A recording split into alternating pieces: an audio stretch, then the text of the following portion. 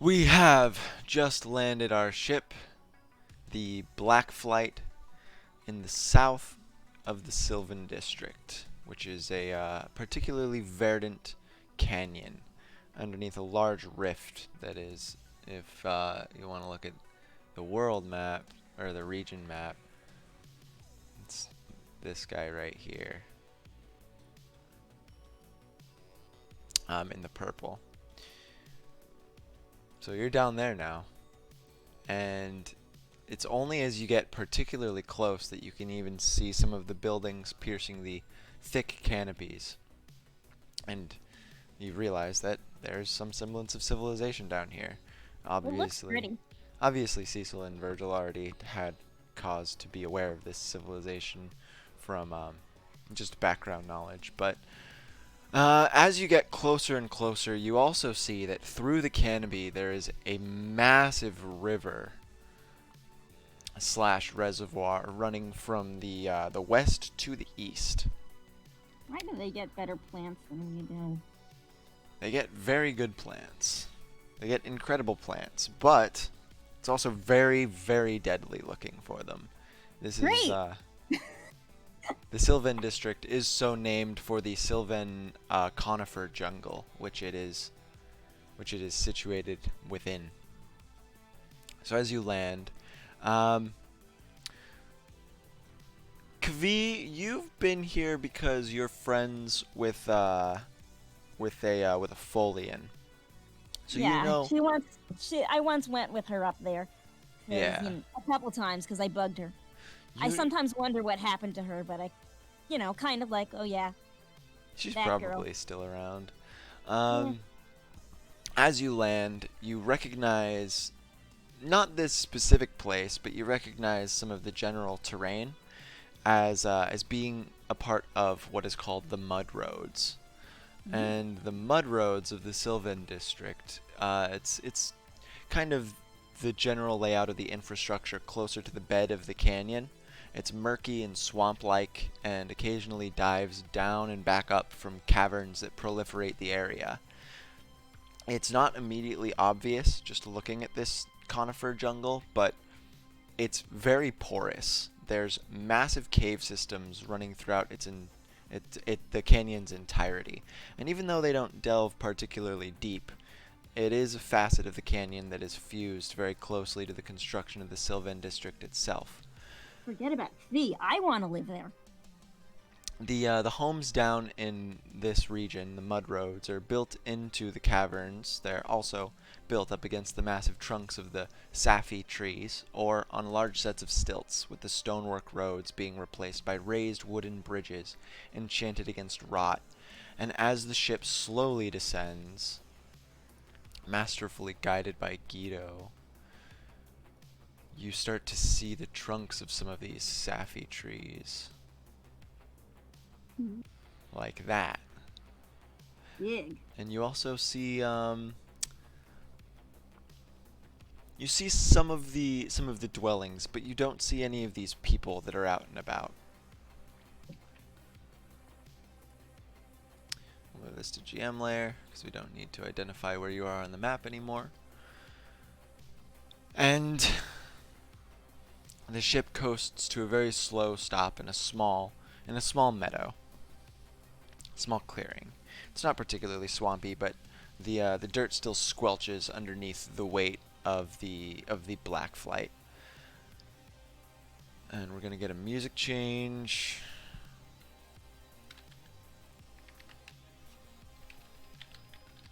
to this.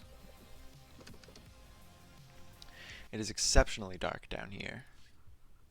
Exceptionally dark.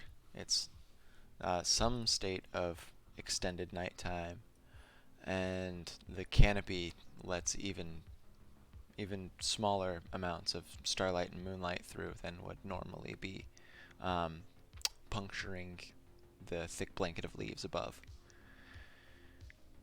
However, in response to this, as the ship finally coasts to a stop, Asalia, up on the deck, seems to weave an enchantment around the ship into some sort of condensed sphere in front of her, as if she's pulling off uh, a thick film of magic that wasn't obvious while you guys were in transit, and it condenses into the jewel-encrusted shadow creature that was with Guido and Sylvia all the way back when you were investigating the wreckage of the Cerethian lift that had crashed.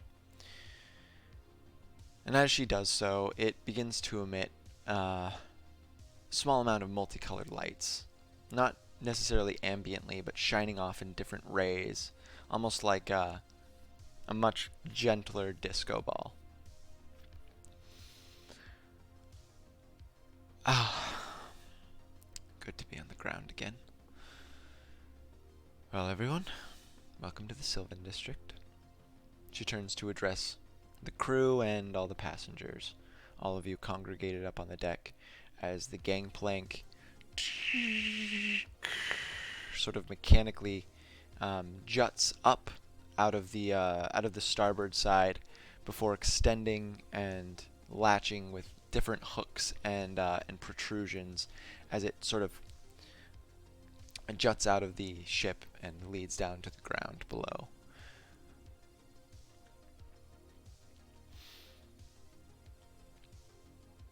You know, a fascinating thing about the moss that grows on the Sylvan District is that it's an interesting variety of the common spring moss, but it's it's uh it's adapted specially so that it can take advantage of the type of sunlight that.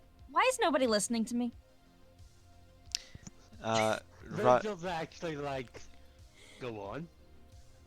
Yes, Yeah, and, Roderick just nudges your arm. Like, keep going. Yeah, so it actually reacts in sunlight and it forms a sort of chemical defense against being eaten. And while it's on a tree here like this, it's safe. But if you mix it up and with a couple of other things that some of them grow here too, you can make quite a nice poison gas. So wait, Fascinating. is the moss itself, like, just by itself spicy? Yes. Well, I've never eaten it, but it's probably spicy. What's it called?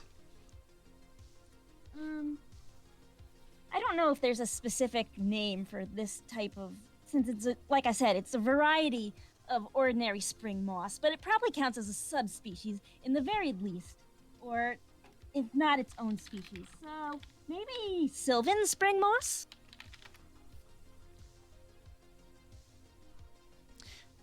Sounds good. I wonder what it would taste like if I ate it. She absent-mindedly scrapes I've off had the to bit eat and lets moss. You don't want to know. Probably not gonna be a trend in cooking anytime soon. Definitely not. Yeah, I don't think that's what they mean when they say you eat more green in your diet. Well, when you can't afford the green. So Guido approaches you guys with his arms folded, and he's particularly addressing Amalia, and Amalia was the only one that tried to learn how to fly the airship, right? Yeah. Okay, so yeah, he's mostly just addressing Amalia as he approaches with his arms folded and says, we're probably going to be docked here for the next little while until we find some more fuel. That said, Right. the fuel in question, well, we've got a couple of options. Given the Sylvan District, he sort of pinches his chin. Combustibles don't really work too well. Not for the Black Flight, anyway. So, maybe while you're here, just question around the locals, see if they have anything that produces a lot of chemical energy.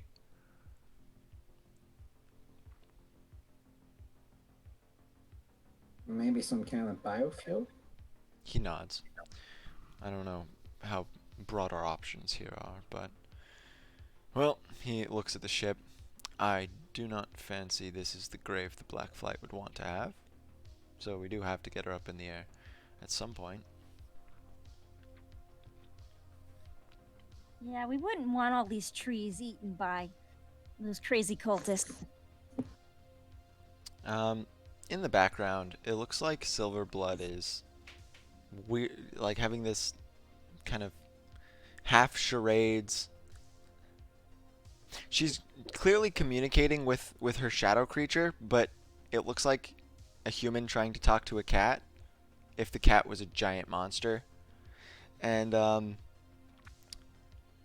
after a good 3 or 4 minutes of this, the two of them approach, and Silverblood just kind of clasps her hands in front of her as if waiting, while the shadow creature kind of shuffles, almost, almost, almost timidly in front of everyone. She then looks at you, Amalia, and starting at you, crosses her gaze over the rest of everyone assembled and says, someone would like to introduce themselves formally to the newcomers. And then she looks at the shadow creature, and once again, it just kind of looks like it's shuffling until you hear a guttural just, and then Silverblood looks back at you and says, it says its name is, where do I have it written down? Where's its name? It says its name is Cockerspiel. Nice to meet you, Cockerspiel.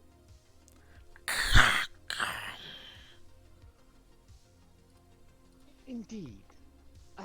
That reminds me, before you get out of sight, Silverblood said they wanted you to inspect, this.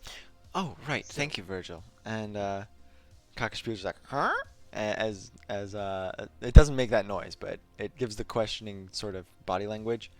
So just to give a bit more detailed of a description of Cockerspiel, it's Cockerspiel.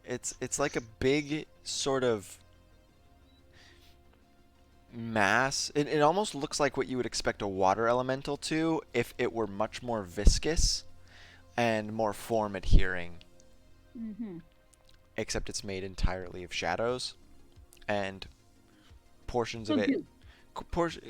portions of it, it's more like smoky, as portions kind of waft off as if like fire, but it's not really emitting any smoke. As it gets So- closer, sorry, Amalia, what? Hey, can you shape her body? Like, can you move the shadows and make you up? It sort of gives you a questioning glance, and then it looks like Silverblood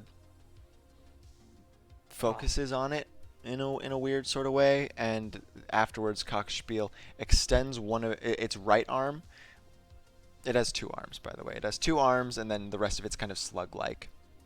It extends its right arm, which sort of pulls mass from the rest of its body and makes it much bigger, and then it droops its right arm down to the ground in a weird facsimile of your shape. Malia looks at this and is like, hey, you could try shaping your body to make like letters and stuff. Seems easier than trying to do charades. Silverblood cocks her head and says, yes, but I don't really want to go through the work of teaching her a comprehensive language. So it's a her. It changes based on their mood. It's a her right now. That's a mood. Technically, it is a mood, yes. Well, if I've got spare day or two, maybe give it a shot. Does it take a day or two to speak the fundamentals of language and word structure to a baby? Yeah, well, no, until we try. Fair enough. Being around us or specifically around you for presumably long enough for you to get a body language of it, might might have already picked up on more than a few things. You It can, after all, already understand us. My communication with it is largely telepathic, actually, and I was relaying your friend's question. It cannot adequately understand you now. Oh. She. Oh, I I'm see. sorry. And she affectionately strokes the back of the cockaspiel. The cockaspiel's just kind of standing there, and as it keeps this facsimile of Shadow Amalia, uh, a portion of its right arm, the details in the facsimile become more and more concrete. Like now, there's two different jewels that have sort of swam up and represent Amalia's eyes, and part of the bandana starts to form, and some of the tassels all have their details, but it's still ambiguously in shades of gray and black. Man, I need to get myself a coat. It is actually quite chilly around. Is it? I'm just more concerned for the effect. No, I'm like out of character. Narration. Yeah. It is quite chilly. This place, the sunlight it gets isn't it isn't bathed in the sunlight constantly, and it's kind of been missing sunlight for about 16 hours. So it is quite chilly. Probably like 40 Fahrenheit, or I don't know what that is, Celsius, maybe Too cold. 4 or 5 degrees. Either way, Glockenspiel says that she is glad to make all of your acquaintance. So Now, how do we know when to call her she or he or it or whatever? it doesn't get offended one way or the other. Oh. So I can just keep saying she and she won't care. Even if she's Absolutely. a he? You could guess Okay. every time. I think that she would only really get mad at me because I see the mood. All right. Fascinating. Fine with Very me. fascinating. Anyways, Virgil, if you'll come a little closer. Of course. And as you come closer, the facsimile of Amalia just shifts back up into its right arm as it regards you with its whole body. And what do you do? Nothing really out there to do other than show her the arm. Alright, so as you do, it this time extends its left arm, but it doesn't touch you. It sort of opens this weird palm sort of, or hand sort of appendage up to what would be a palm, and a tiny tendril of this smoky, shadowy substance makes contact with your outstretched arm and sort of fills in the tiny flesh canyon that this spiraling corkscrew scar has made, as if it's just like feeling it, and this contact, it's it's actually very warm. It feels like a comfortable stream of not too hot water, but definitely hot. And it's not getting you wet at all, so there's no fur matting. And you start to feel as it settles these little pangs of why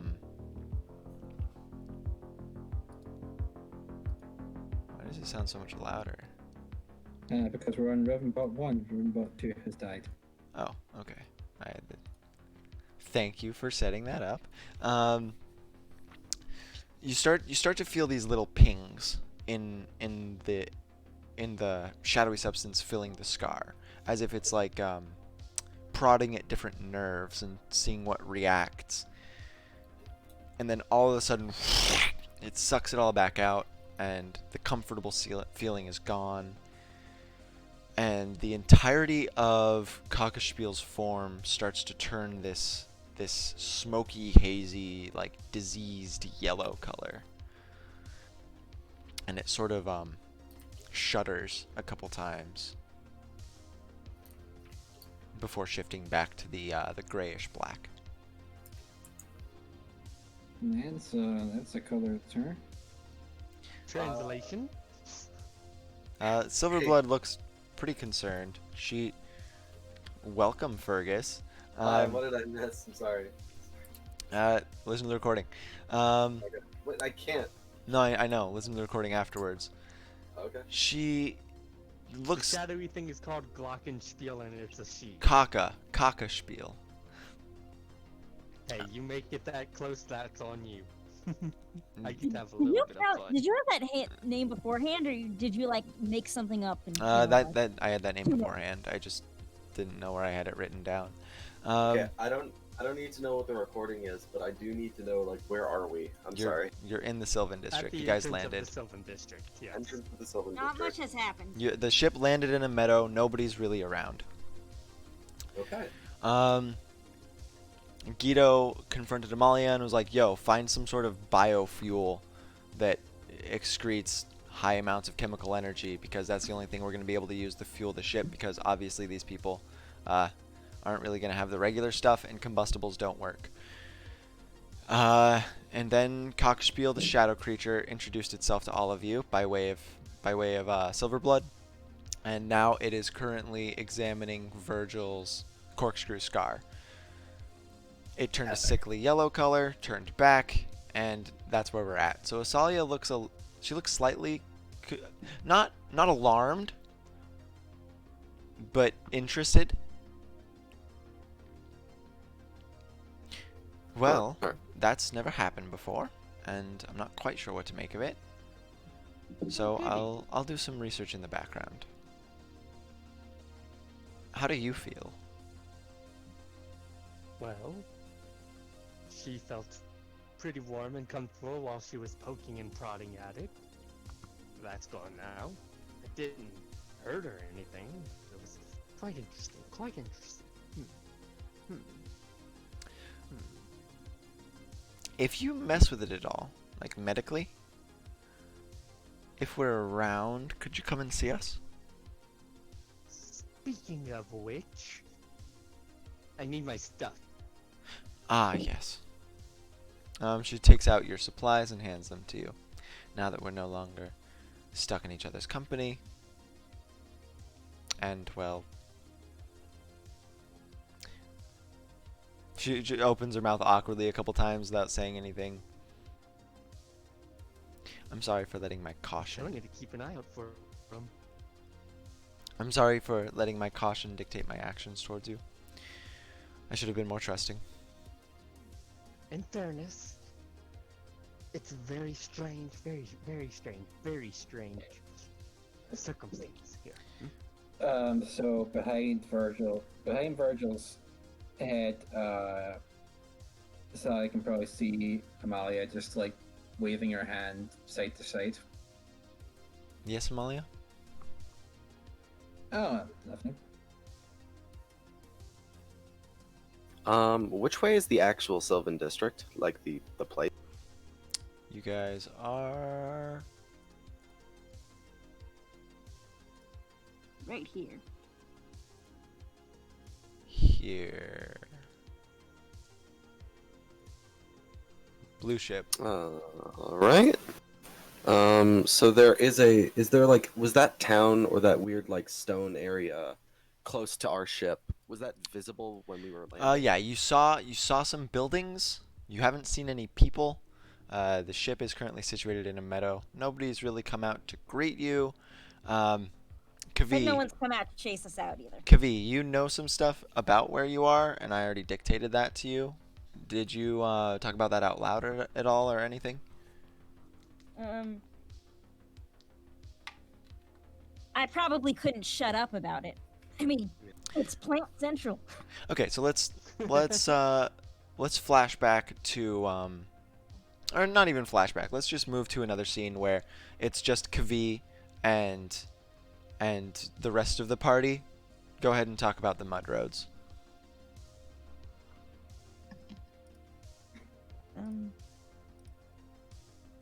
I kind of forgot what you said that the mud roads were mud roads, and I kind of... Alright, I will go over them again. The mud roads are the area of the district infrastructure closer to the bed of the canyon. They're murky and swamp-like. occasionally diving down and back up from caverns that proliferate the very porous area. The Oh, right, homes, the caves and everything. yeah, the homes down in this region are both built inside those caverns. They're built up against the massive trunks of the massive sapphire trees, or they are on large sets of stilts, with the stonework roads being replaced by raised wooden bridges enchanted against rot. So the place Okay. you guys were looking at, this right here, um, this is, oops. Yeah, so basically summing it up as so the roads kind of go through a swamp, so it's wet a lot, although there's some wooden bridges and stuff. And people around here tend to live in the trees or in the caves. There's a bunch of caves. They have some really interesting never mind. That's fascinating and all. However, I think I'm going to get myself some first-hand experience. And as Cecil says that, he begins to head in the direction of the nearest looking township. That we saw when we were landing. So, he's So, heading out. so you guys have landed. You're in the small meadow, but you can still see like into the actual woods. There are several of these massive sapphire trees, and you see some of these buildings that look possibly occupied, possibly unoccupied. You just don't see anybody out and about. Are you approaching one of the buildings? Yeah. Okay, so since you're approaching one of the buildings that's built into the sapphire trees, gradually the stonework road pulls itself up into these stilted wooden pathways, and the boards kind of creak underfoot. Can I roll stealth to do this relatively unnoticed? Like, to just make as little noise as possible? Yeah. Epic. A lot of the moisture down here reminds you of the pervasive moisture of the Eshivai district, and Hell yeah. you're pretty accustomed to making noise, or to refraining from making noise in Yeah, squelchy there's areas. Ways that you can, there's ways that you can step on mold to make it go silent. So on the sides of these raised stilted wooden pathways, there are little like upward protrusions, like little wooden blocks that are built into the side. They only go up probably about 5-6 inches, but each of them has a glowing sigil on it, and you just kind of walk along these with your toe tips. Yes. Who's going with him? Great, he's going alone. I mean, yeah, if no one's objecting. Yeah. Cool. Do I smell anything that would be considered human? You smell a lot, like a whole Alright. bunch. Like a whole bunch? A whole bunch of things, and it's really Okay. hard to pick something out. Roll perception. You are our Stephen the Swamp. That's actually interesting. So 20 passive doesn't get anything. Okay. 20 passive specifically gets like a whole bunch of stuff. This is You more, have a passive 20? yeah, in terms of Yes, sense of smell. when it comes to smelling, yeah. So this is a Yeah, precision that's fair. check. Okay. Dogs. What exactly are you looking for? Things that smell like the oil of a humanoid. So you smell. There's a few distinct things in this conglomerate of smells. You pull out the oil that would be present on thick furs, like naturally, like furs that haven't been artificially oiled after being stripped, and yeah, you get some like skin oil. Okay. Where?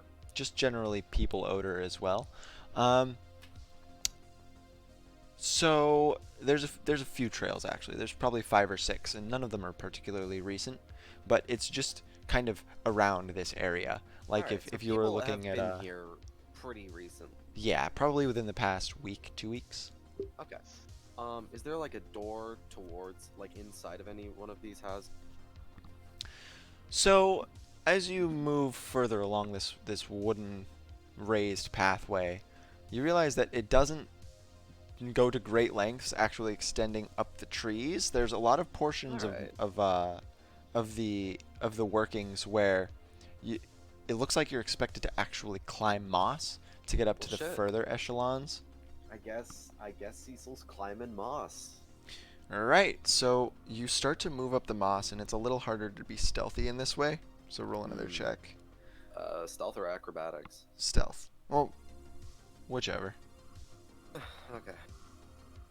Because like you Okay. can climb it no problem. It's Alright. pretty easy to I climb. guess Cecil hasn't climbed a whole lot of moss in his life, so it's probably a lot harder to be sneaky on it. By your standards, probably, but you're also really not making any noise in comparison to the ambient noise. Also true. So you you get up to another entrance, I guess, like a little dock almost on the side of the safi tree, and you grip the edge of it and pull yourself up. And the bottoms of them, up where they meet the moss that is intended to be climbed, it looks like, have this rope rigging that makes it really easy to transition up onto the wooden pathway. And there's a couple houses on this one in particular, or a couple buildings rather. One of them's a little larger. It looks like it has an entryway that opens directly from the pathway. And then the other one looks more like shed-sized, except it's taller. It has a little balcony as well. So, Cecil attempts to just knock on the door. See what happens. Which building? The shack-like one. Alright, so you step over to the taller one with the balcony that Yeah. looks weirdly shack-like, and you go to knock on the door, and as your hand makes contact with the wood, no noise is emitted, but a sigil flashes each time it makes contact. It's sort of this cyan blue color. Okay. He tries to knock on something that isn't the door. Clonk, clonk. Is it all over the house? No, if you knock on like a portion next to the door, it makes hand on wood noise. Is there a window? Yeah, there's a couple windows, and they don't look to have any glass in them. Alright, so Cecil kind of leans over and looks into the window, taps on it a little bit, like a sleep paralysis demon. What are you tapping on? There's no Hey, glass. dude, let me in. I'm a fairy. My bad, like the windowsill. Okay, so you lean over and you look in, and you see some, not crates, not really barrels, but like these woven sort of constructions. Like they're almost baskets if baskets were much larger and not efficiently shaped. So this is a storage room. Alright. It's like What's if the baskets were Tetris blocks. Shit, that's awesome. What does it smell like? It smells like a whole bunch of stuff. A lot of moss. A lot of moss. excretions. A lot of Does it sound like any like or sound? Does it smell like any like specific stock? Actually, no. This is boring. Instead, Cecil just leaves and goes to the other building. Knocks on the side of the door so the sigil doesn't go so the sigil doesn't do its thing. Alright, so you knock, and after that noise, there's nothing really until Hello? probably like 30 seconds later. You start to feel first before hearing like the scratching of wood on wood. Okay, epic. It's coming from further in the building and looks to be approaching. All right. Cecil takes a modest step back and waits for the owner / living in the house to open up the door. So the rest of you are at like the mouth of this stilt raised pathway, wooden pathway that leads up to the moss that Cecil climbed up to, this small little whatever the fuck mounted on this safi tree. You guys are just watching? Anybody want to go with him? Mhm. Watching with popcorn. Yep. All right. Very much just like Virgil's got an apple, just. Amalia, you and Cecil make eye contact from like, it's probably about 500 feet away at this point. And Cecil, you feel slightly abandoned, but whatever. The It's door. happened before. Suppose Amalia, seeing this, fires up a bunch of dancing lights because it is dark and she can't see in the dark. So are you also going to be walking towards them? Yeah, I mean only Virgil and All right. Like- Squeak. Like Amalia and Kavi can't even see him at this point, I don't think. Yeah, I guess they can't really. It's pretty dark. So Amalia, She's gonna throw up some dancing lights and she's gonna notice that he's not there and she's gonna. And she's going to. I think Virgil Sorry. has dark vision actually. Yeah, Virgil I has do. dark- Albus should have dark vision. Yep. In Amalia. Damn. I think I have a super dark vision materia. So Let me check. so fish you're looking at. before Amalia gets there, the door scratches open as Nice. it has this weird sort of insulation. It's very precisely fitted into the frame, and you hear it just dragging on the frame as it's pulled apart. And two beady, sort of greenish eyes look at you from some behind some skin that looks like primarily bark with some leafage and plumage. There's some feathers sporadically around the head. It looks pretty quaint. It looks friendly. The head's roundish. You don't see any other like defining facial features. You don't see a particular nose or a mouth, but it almost looks like it's wearing a headdress with the way some of the leaves are ordained on the top and back of its head. You are looking at a Folian. All right. Cecil tips his hat and goes, "Well, hello there. How are you?" You just hear these sharp intakes of breath as if it had a mouth and it was gasping, and it looks behind it and then looks back at you and says, "A Palturin!" Oh, yeah. Yes. Hi. And you're the doggy kind. It sort of like bends over and regards you from below, like looking at the underside of your jaw, and one of its hands comes up and starts pulling it at like one of your cheeks and some of your hair. What are you doing in yes. Sylvan? I am I am currently I am looking to get fuel for a ship. And we're also looking around. Looking Just- around. Yes. Oh, heavens. It stretches sort of some of its joints sort of groan like wood, and it says, "Oh, I was hoping you were one of the auditors again. My name's Oh, Dirt no. Scritch. Nice to meet you." Pleasant to meet you as well. My name is Cecil Dirksbridge. Perfect. And who's that? And it sort of moves halfway out the door and looks down over the side of the walkway that led up to the entrance to this building as Amalia, with her dancing lights, gets to the bottom of the moss and starts climbing up. That is the only other sane one of my companions. And I'm so glad that you get to meet her instead of any of the other ones. I am very pleased to meet a friendly face in a place that I've never. I do have a question. If we don't have access to an airship, what's the fastest way to get to one of the major areas in the Sylvan District? Lift system. Oh, right. Yes, I suppose you'd have one of those. Could you point me in the direction? I guess I can take you there at some point. I don't think me giving you directions would bode very well, especially not here. You'd I get suppose lost. You're right. Would you like an orange? What? No. Do you? Are you feeding a plant person fruit? It shakes its head. I am strictly carnivore. Thank you. I see. I see. I completely understand. Okay. Plants have feelings, so can't eat those. Ugh. I suppose. Hmm. Suppose you're right. Right. Yes. Okay. Well. Thank you very much for your time. I. Do you want to come in? You said there Oh. were more of your companions, right? And Yes, then I would. I just wouldn't want to bother you. and then something about fuel.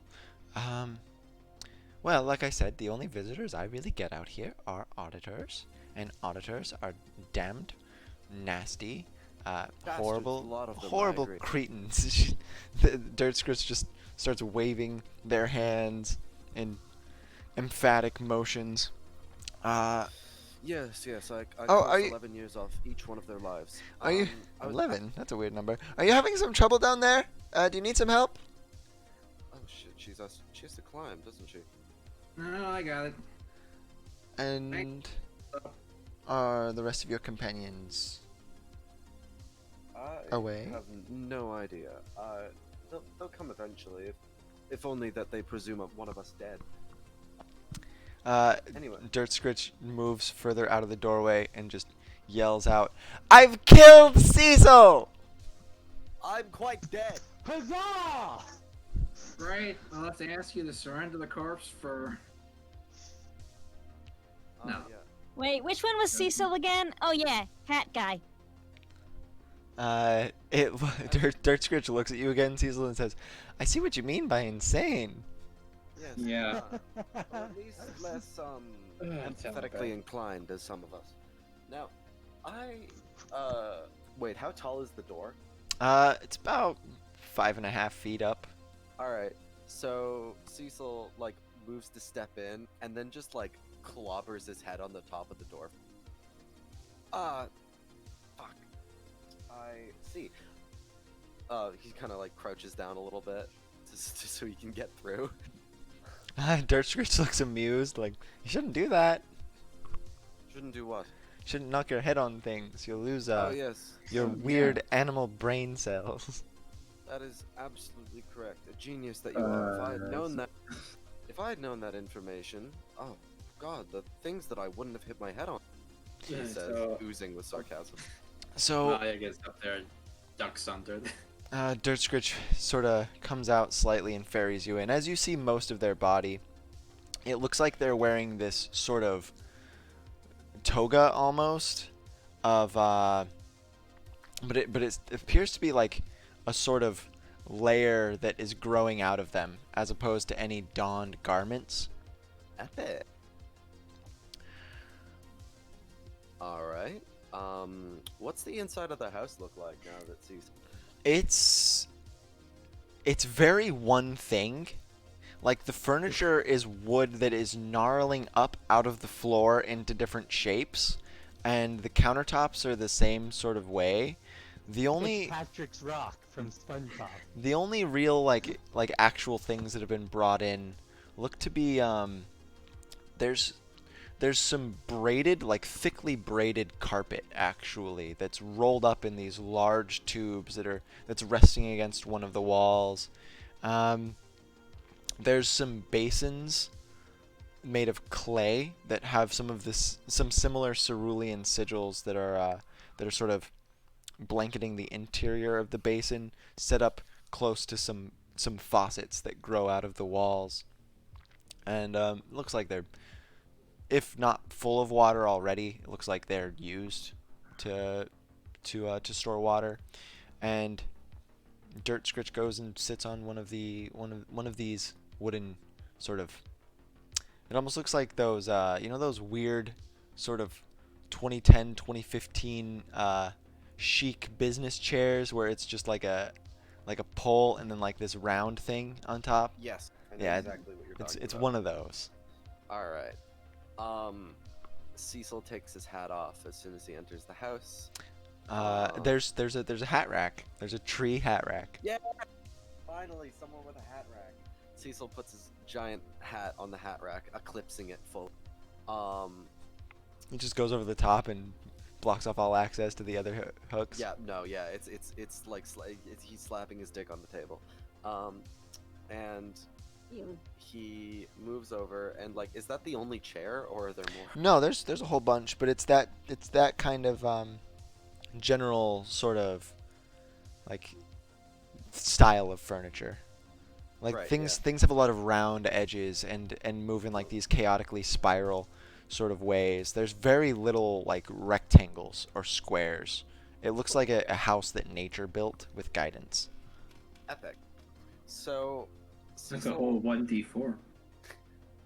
Cecil, Cecil, scuttles over to like one of those chairs, and sits on it. Like, sits. You know how? Okay, so think of like how you sit on a stool, but then think of like trying to sit cross-leggedly on that, and think about how awkward that would be. And that's how Cecil sits.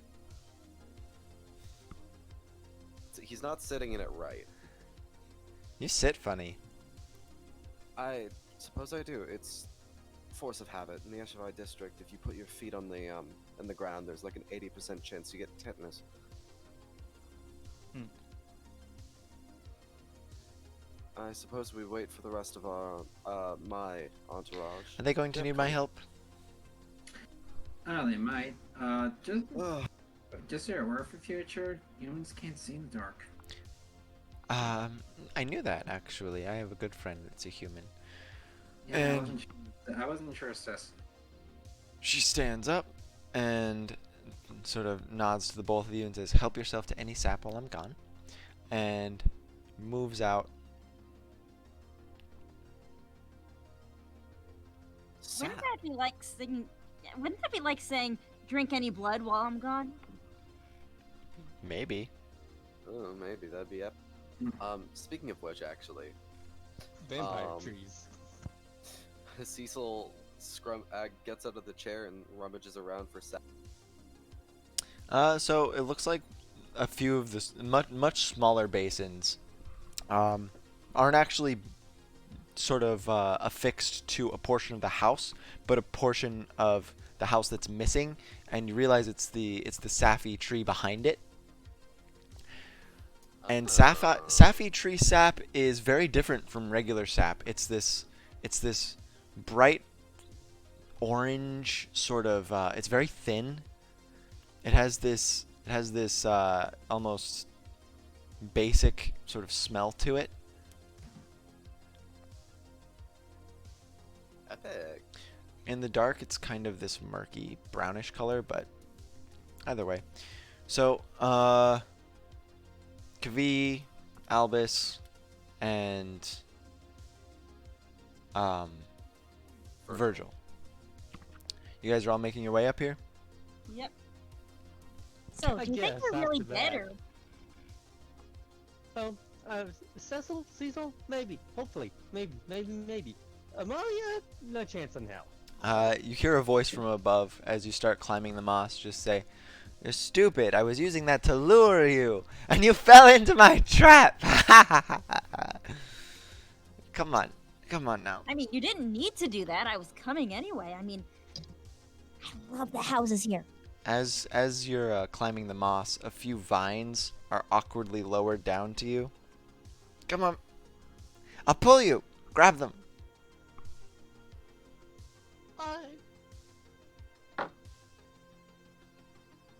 Hello. Give me one Sounds sec. good to me. All right, so Yeah. Virgil and Albus, you both take some of the vines, and almost like a weird sort of elevator force starts pulling you up, like not sporadically at all. It's a very steady progression. And as you get to the top, the vines are coiled back into ropes and sort of lied up against the Safi tree next to the edge of the walkway, and you're greeted by a Folian. Hello, I'm Dirt Scritch.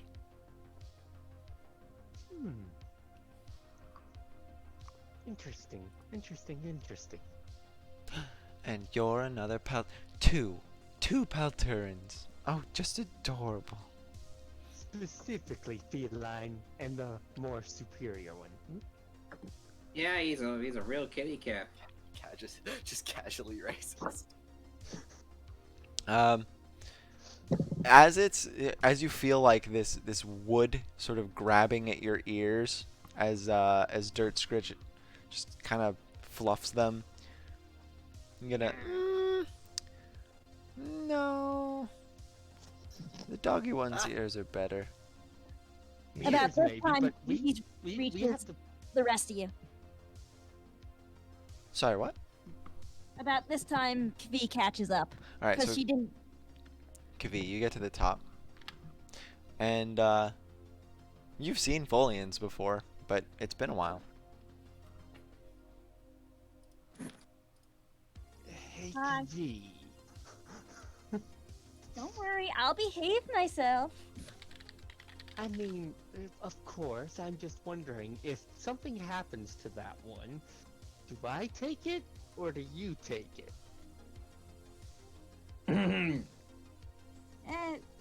What, Amalia? Malia's in the house. Oh. So you guys kind of feel. I guess maybe we split. Maybe. Are you For talking the about joys of dissecting me? collaboration. Well, not no, if you're we're alive. talking about helping you. Its glance shifts between the two of you, and then it looks to Albus and it says, "Come on in." And then as it lets Albus in, it slams the door in Virgil and Kavi's face, and it says, "Learn to behave yourselves, then you get sap. You can participate from out there." You probably deserve that.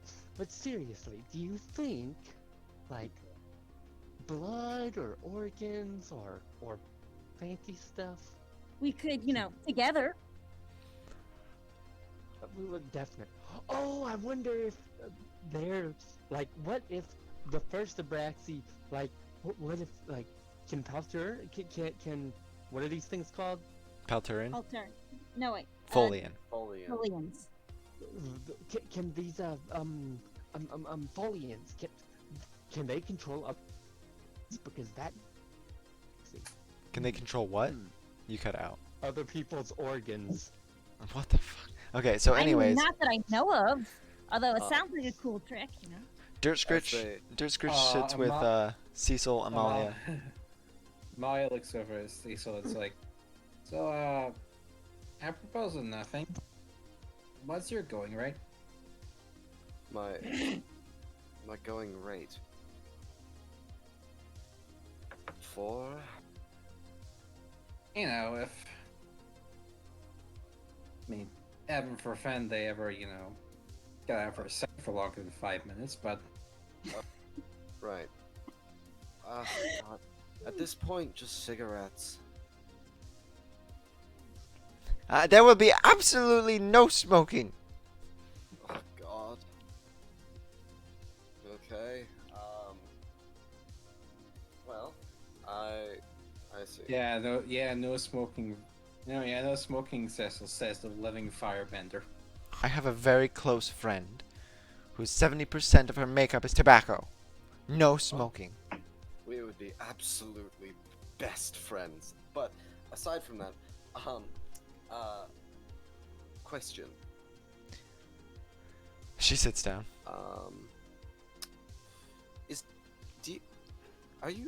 Can you drink tea? Tea? Yeah. Like I said, I am strictly carnivore. Yeah. Tea is made from leaves. Yes. Yeah, but I mean, That's like saying, do you drink water with skin flakes purposefully dumped into them? Well, if you ask one of my colleagues, he might say yes. So outside it begins to Virgil rain. sneezes. It begins to rain outside, and it's already really cold. And after a few seconds, it starts really hidden.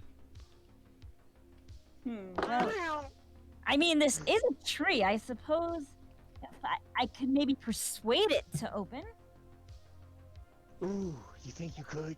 I want to see Yeah. it. I All right. believe in you. All right. Yeah, it's not So- happening. You can try and open the door, though. Do you think the door actually opens? I mean, surely Cecil would have tried that one. Well, Fee anyways, pushes the door anyway. while they're suffering, nothing happens. One of the cerulean sigils comes up, and you don't hear any noise. While they're suffering out there, you mentioned fuel for an Yes. airship? Yeah, we barely had enough fuel to leave the one of the districts that went up in smoke recently. There are districts going up in smoke? Yes, there are. Apparently two it now. Is anybody drinking the sap?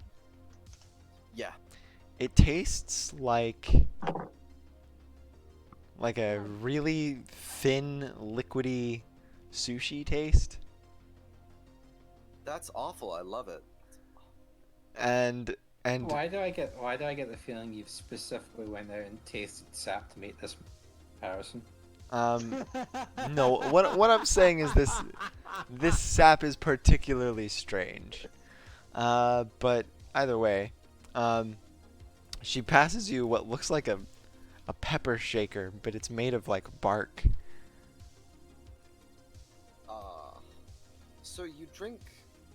Do you drink this? Yes. But you don't drink tea. So that is not. She cocks her head a little bit.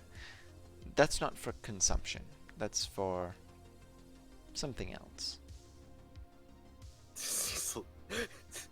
Cecil looks down at it. Oh, what do you use it for? Doesn't happen to be toxic, does it? It shouldn't be. No, Okay. Plenty of people do use it for consumption. I just use it to build. And she gestures to the furniture. Is it? Well, what's it? I mean, I suppose it doesn't have any narcotic effects. I wouldn't be nearly so lucky. Yeah, I mean, Stress filter and Oh noises. God, you do drugs too? Well, yeah. I mean, don't worry about it, Cecil. If something bad happens, there's 2 doctors sitting outside the house. It's the rain is now thundering against the rooftop. Cecil kind of huffs and looks over at her. Well, I don't do drugs like it's a hobby. I do it when I'm in distress. Ah, that's entirely different. Feasting upon my kind to ease your woes. Exactly. Thank you. She nods. Ah, you get a lot of mileage out of this, don't you? Myla, I mean, if Aphelion has a human friend, Amalia, then that clearly means that, like, to some degree, eating plants is not a cardinal sin. of course not. It's just Probably a bit gross to think about. I quite enjoy being up on my my high spithny. It's funny.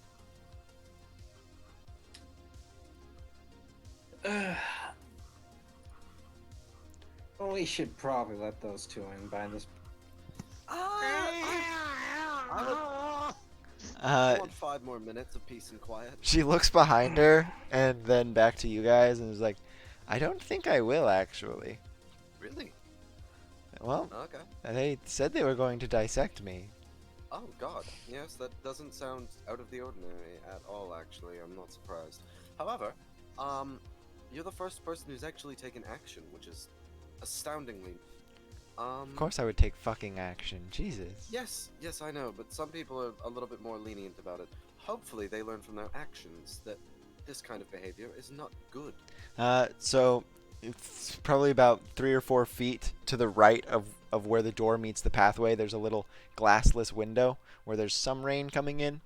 And Dirt Scritch sticks her head out and is like, have you learned your lesson? Depends. Will learning the lesson get us back in the dry? Eventually. Okay, we learned our lesson. All right, 20 more minutes. Remind me what the lesson was again? She says 20 more minutes, and then afterwards she disappears, and her arm appears holding like a big like communal mug of the sap, and it just sort of holds it towards you as water is very quickly diluting it and filling it the rest of the way. Intriguing. I would He reaches down for the mug. drink it quickly. The rain here has parasites. And then the arm recedes, and she comes back to Amalia and Cecil and Albus. Fascinating. Huh. They are a lovely duo. I quite like Uh, the human's hair. match made in heaven. Anyways, so are you alone out here? She looks around. No, Yeah, they're like. you just landed. Oh. Yeah, but is there no one else in this? Oh, and Settlement? on Is this all- on my little tree? Yes, this is Yeah. all mine. Well, except for Excuse when me, I those damned auditors are about, but I should reword the question though. Are you? Is this area your like? Is this a town or is this just like your tree and then the town far further? Like where are we? well, this is my tree. And then over there, and she just points in a direction. There's some caves with Litwick in them, and with Songcrack, and then and she looks up, and then there's 3 or 4 trees just over there, and they have, and she just rattles off some more names, Right. and then I believe there's some stilt buildings relatively close by, the Thayer'sville.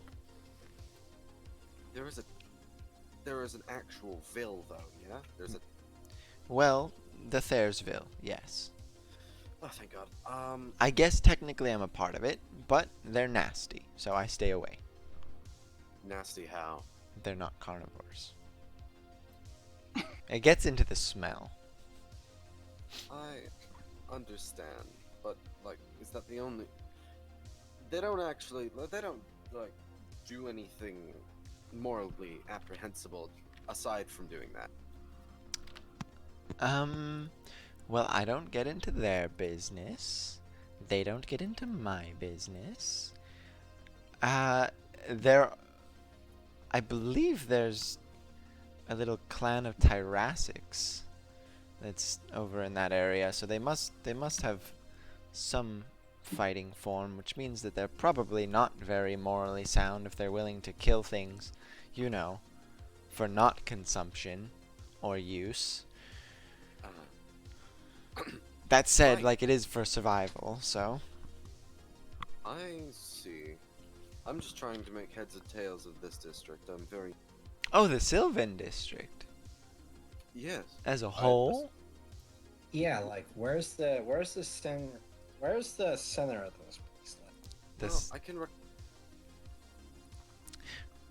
recall a few things. May I roll a quick history check?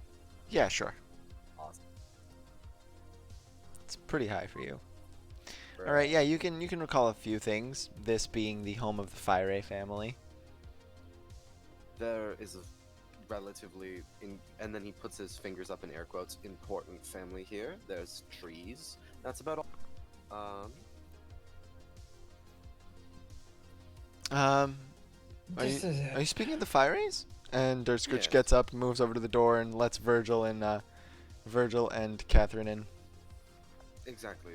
That is About that is what I'm- time. She shuts the door behind you guys, and then sort My of hair is sticking out and like she kind of ushers you. spikes. She ushers you guys over close to one of the walls, and then pulls a big wooden bark handle down, and with this grating wood on wood noise, love- some like this big sort of like it looks like a much larger, much more naturey version of like an air conditioning vent in a car. And it opens like out the wall, and a bunch of hot air just blasts out, and you're getting attacked by a giant hairdryer, basically. Ah. I imagine near if our pal turns actually like that noise. It sounds like a vacuum, and then afterwards, after Cecil you guys tenses up. are Virgil looks fucking ridiculous because, hair just poof everywhere. you guys are dried up, and she closes the vent, and then she pulls another one of the handles down, and a long sort of snaking, really thick vine with like a nozzle at the end sort of unhoops and uncoils chaotically as portions of it are rigid and other portions aren't, in the way vines, behave. And she points it at you and just sprays you off with like this fire hose of freezing sap.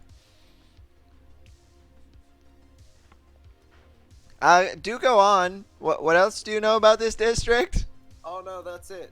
That's exactly it. You know about the family and trees? She looks over her shoulder Yes. as she's just re-drenching Catherine and Virgil, and then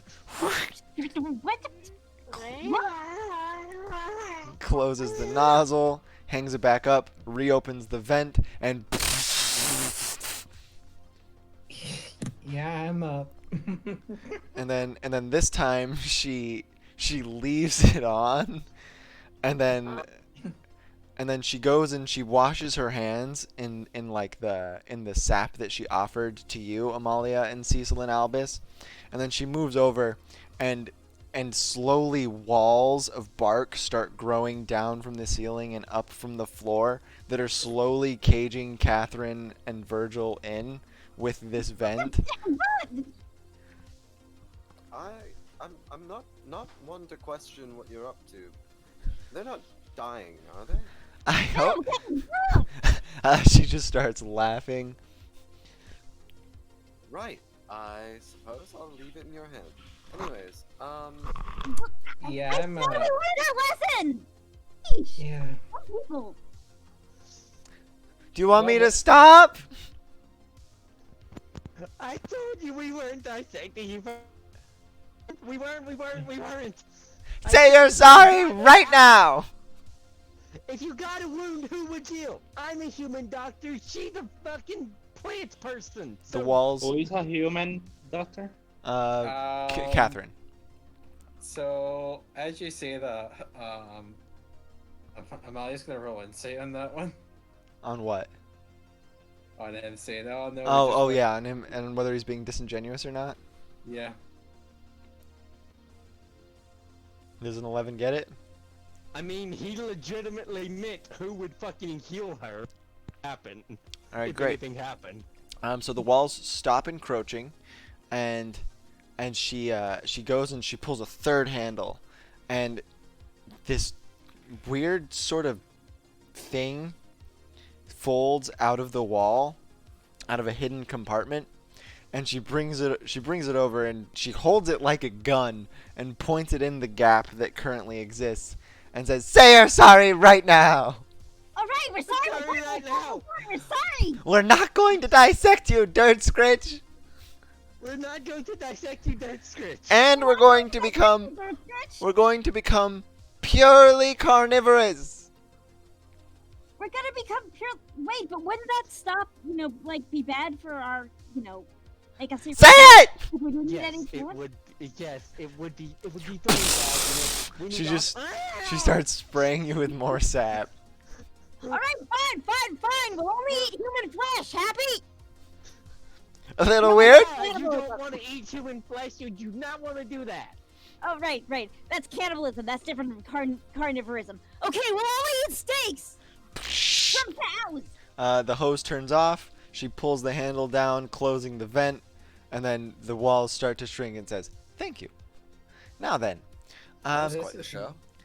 This What's- is not what I thought I was signing up for today, but oh boy, am I glad I'm here. so Virgil Amalia. looks like he's probably 3 or 4 times the body mass because his fur is all sticking out. Yeah. Um, as Cecil's saying that, Amalia holds up her hands like, just let me have this one. No. He just kind of like leans over and is like, "Have you ever wondered what the definition of catharsis is? I think it's this." Might well be this. Don't have to be so judgmental. They did that back in Canaan too. Everywhere I go, people just. Catherine, you're very glad that you waterproofed your notes. They're all laminated. So yeah, anyway, I'm not from this place, and I have no idea where any kind of administrative center in the Sylvan District Oh, is. so you want information from me? You want fuel from me? You're my wonderful non-auditor guests who have finally come around to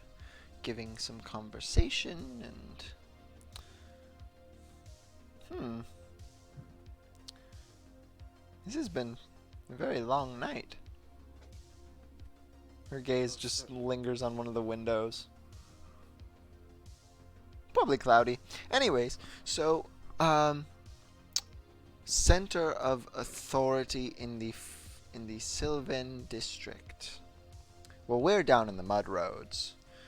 And the mud roads, well,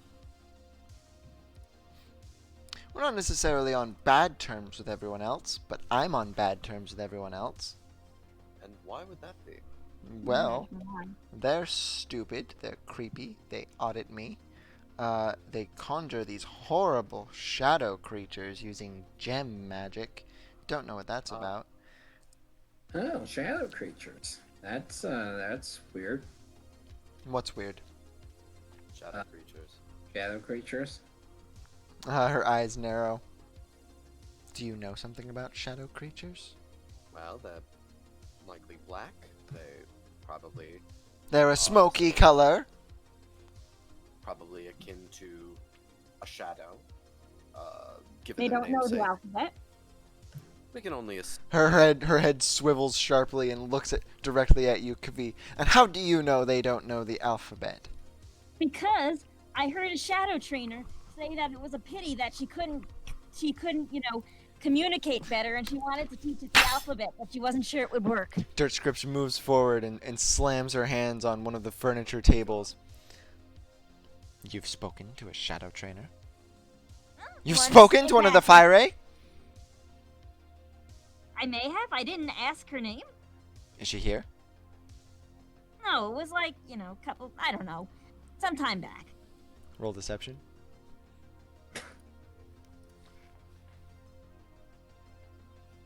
Her eyes slowly unnarrow and Dirt Scritch reclines back in the chair.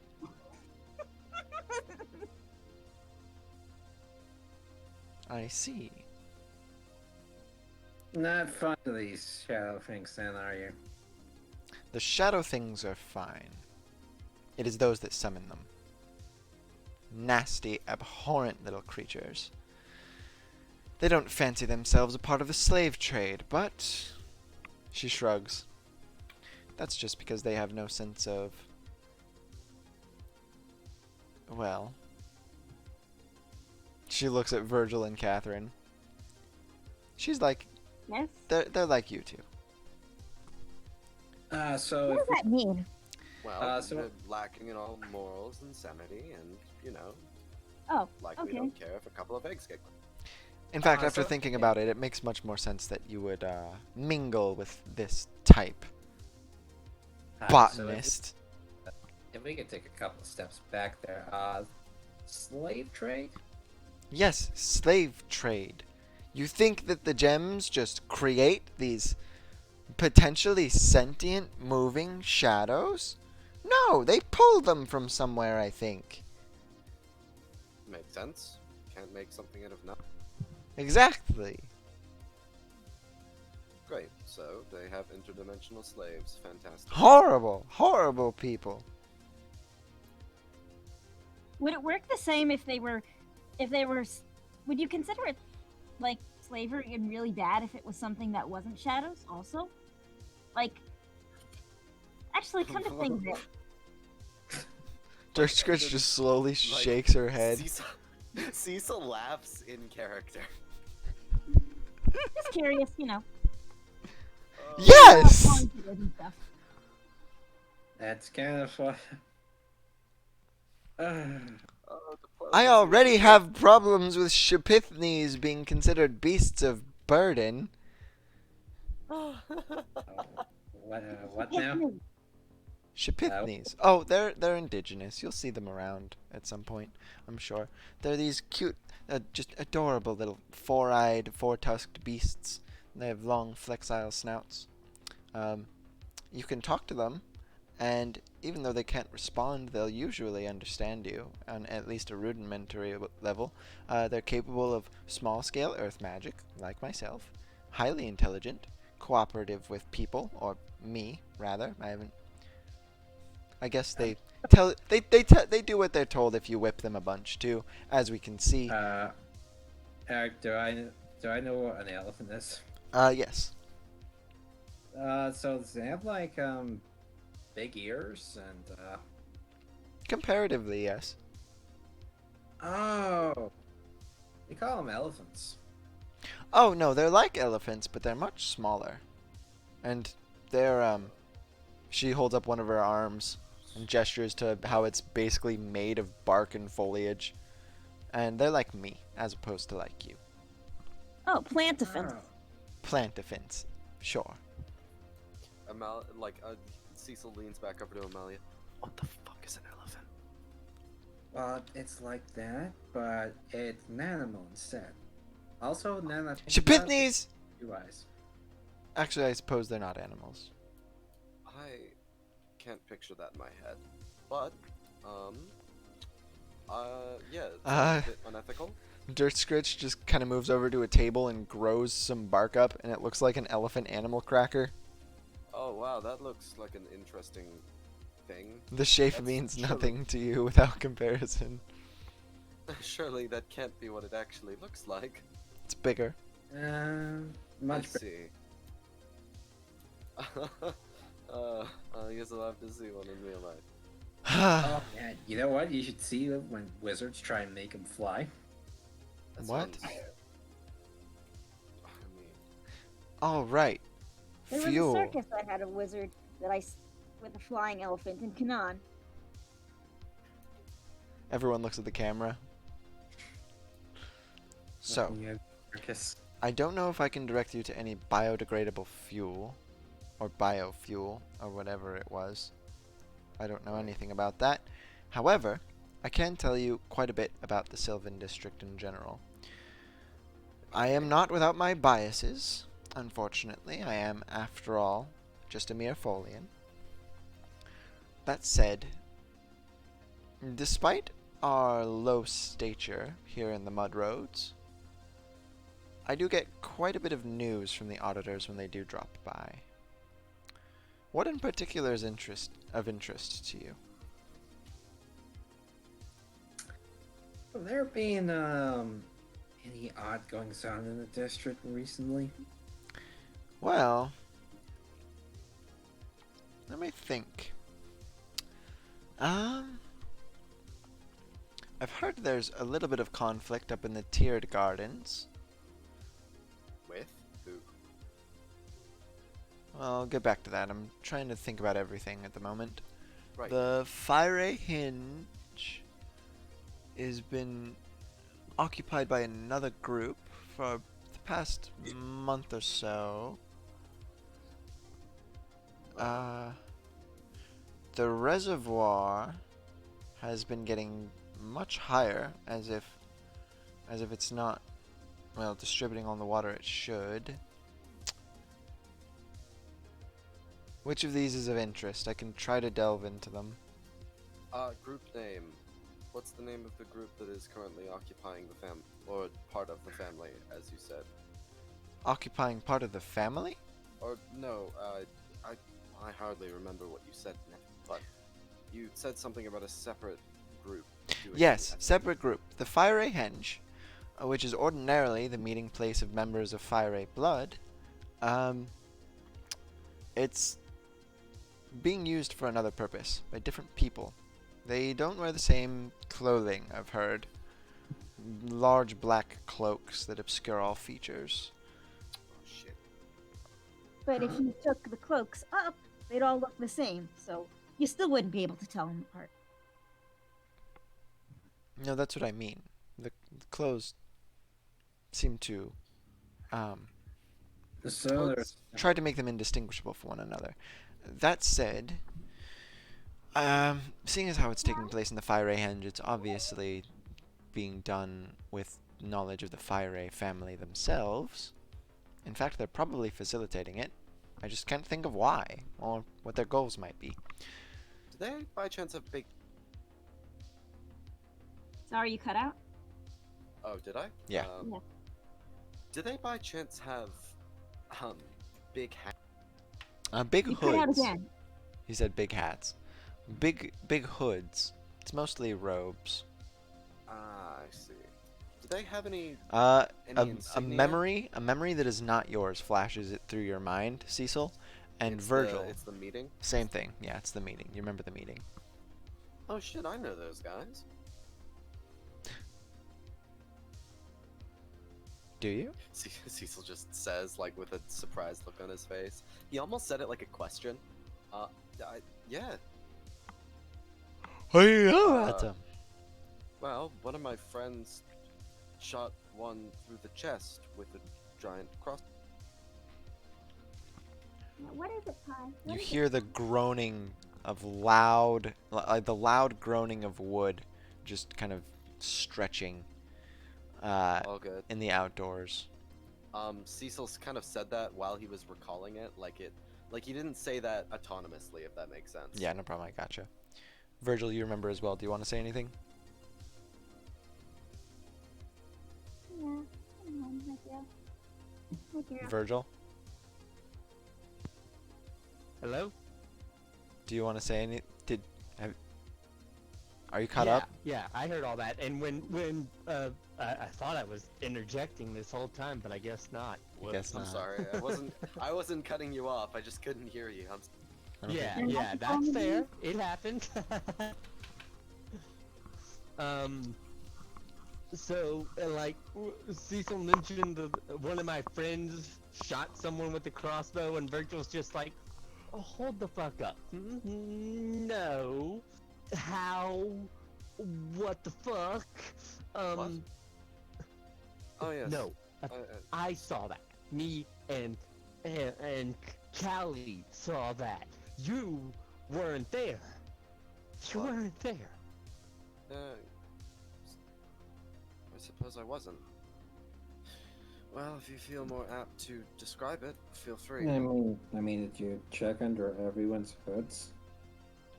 They wear It specific was masks kind of and use alleys. impossible. There was. Yes, exactly. What the fuck? Yeah, Cecil's brain, or Virgil's brain is just going haywire as he's saying this. Yeah, very much so. It's like, this doesn't make any Um, fucking sense at all. I'm They- starting to think all of you do drugs regularly. Oh, Oh my. Virgil hears the word drugs and is like, pulls out a doctor kit. What in God's okay. name? I, Put those away before I spray you with more sap. It's like put away before she even finishes the sentence. I apologize for them. Far as I remember, they were talking about some sort of relic that they were playing keep away with the, what do you call them, the Tenebrae? Those are all new names to me. Okay. I suppose that's fair. They were new names to us as well. Suppose it was too much to ask for them to be actually trading under the name Tenebrae. Well, you know, the good thing is, actually, Amalia, is that these guys I'm are... stupid enough to wear recognizable robes. Well, no, they're not... I don't think that they're anything close to our enemy. They were actively opposed to the Tenebrae, and that's why, at the time, Frederick blew one Oh, away no, with a no, no. crossbow. Oh no, I'm just Huh? just a little disappointed that our and apparently no one's going around calling themselves the Tenebrae in this place. Well, I mean, they didn't call themselves the Tenebrae in the other place either. We actively had to seek one out to get that information, as far as I until remember. someone started putting their notes where it shouldn't have went yet. I don't quite understand what you mean. It's nothing. Dirt Scritch looks Nothing, around nothing. and interjects. Have you guys been to the Fiery Henge? No. No. Well, technically, yes. Once when I was a lot younger. It's complicated. We were there for a very... Teleporting magic, perhaps? Yeah, we were there for a very short period of time. Just enough to actually catch one of those meetings that you were talking about. The head cocks heavily. Those are very official. Yes. Hmm. They very much are, but I suppose you don't get... I mean, you don't exactly share much information with the auditors, do you? I'd hope not. Well, no, we're forced to. Ah, shit. Well, if, you know, you wouldn't In, mind uh, flanking in this what- a bit. In what way forced? Um, Because the way you say it, that I don't think you mean they asked nicely. so, the Sylvan District is unique in it is under the direct protection of the Fire family, whether asked for or not. And we all have our theories. Mine is that the Fire magic is in some way connected to this canyon itself, and that if we were set up shop anywhere else, it wouldn't work the same way. Intriguing. So, for me to stay here, and I do love it here, I need to have some sort of camaraderie with the Fire family, seeing as how they are the primary force keeping those bastard Elusians out, and those horrible Rusals. Well, I can't exactly say you're wrong for either of those. Thing. So, when I say by force, it's more by necessity. I like right, my home. Well, that's completely fair and understandable, and I completely respect your convictions and all that, all the pleasantries of someone who's about to say not to do something, but could you perhaps omit the bit where I said that? Where you said what? Exactly. Anyways, Oh, where you said you'd been to the Fire Henge? yes. It's as I said, the auditors have not been around in quite a while. Okay, so And is that Okay. a Rick? That's not a usual thing, is it? They're emblematic of some of the higher echelons of the Fire household, which means that if they're not going around collecting information, they are likely acting on information instead. oh, well, Which means Glad the to hear. family is either mobile or active in some way or another, and with a different group occupying the Fire Henge, having different meetings there, well, it may not even be in this canyon. well, it's good to hear that they're That doing said, good. I see. if an auditor does come around, I will absolutely tell them everything you've told me. I don't really have a choice. I see. What Well, about? well, Never mind. what specifically will you describe? I will tell them that some outsiders arrived on an airship. They came asking about some biochemical fuel, and what else did you ask about? You wanted to know Mind you. what sort of fruits around here tasted good, and then you wanted to leave as soon as possible. Yep, that's exactly what we said. Fantastic. Thank you very much. Right. Well, with that out of the way, I can't help but think that we should get going to the place that we didn't mention. The Fire Henge? Yes, the Fire Hand. That's way. That's. I have absolutely no sense of direction if you couldn't Oh, let me draw you a map. And she brings up this. She just pulls it up topographically, like to back. She starts gesturing, and it's really indistinct at first, but over the course of like 10 minutes, you're basically looking at what you're looking at here as she gets some blood out and starts Bruh. to color it with it, and some other human fluids that have been repurposed into dyes. Makes sense. Virgil's interest is peaked. And Huh. she essentially says, so we are currently right here. I see. And the Fire Henge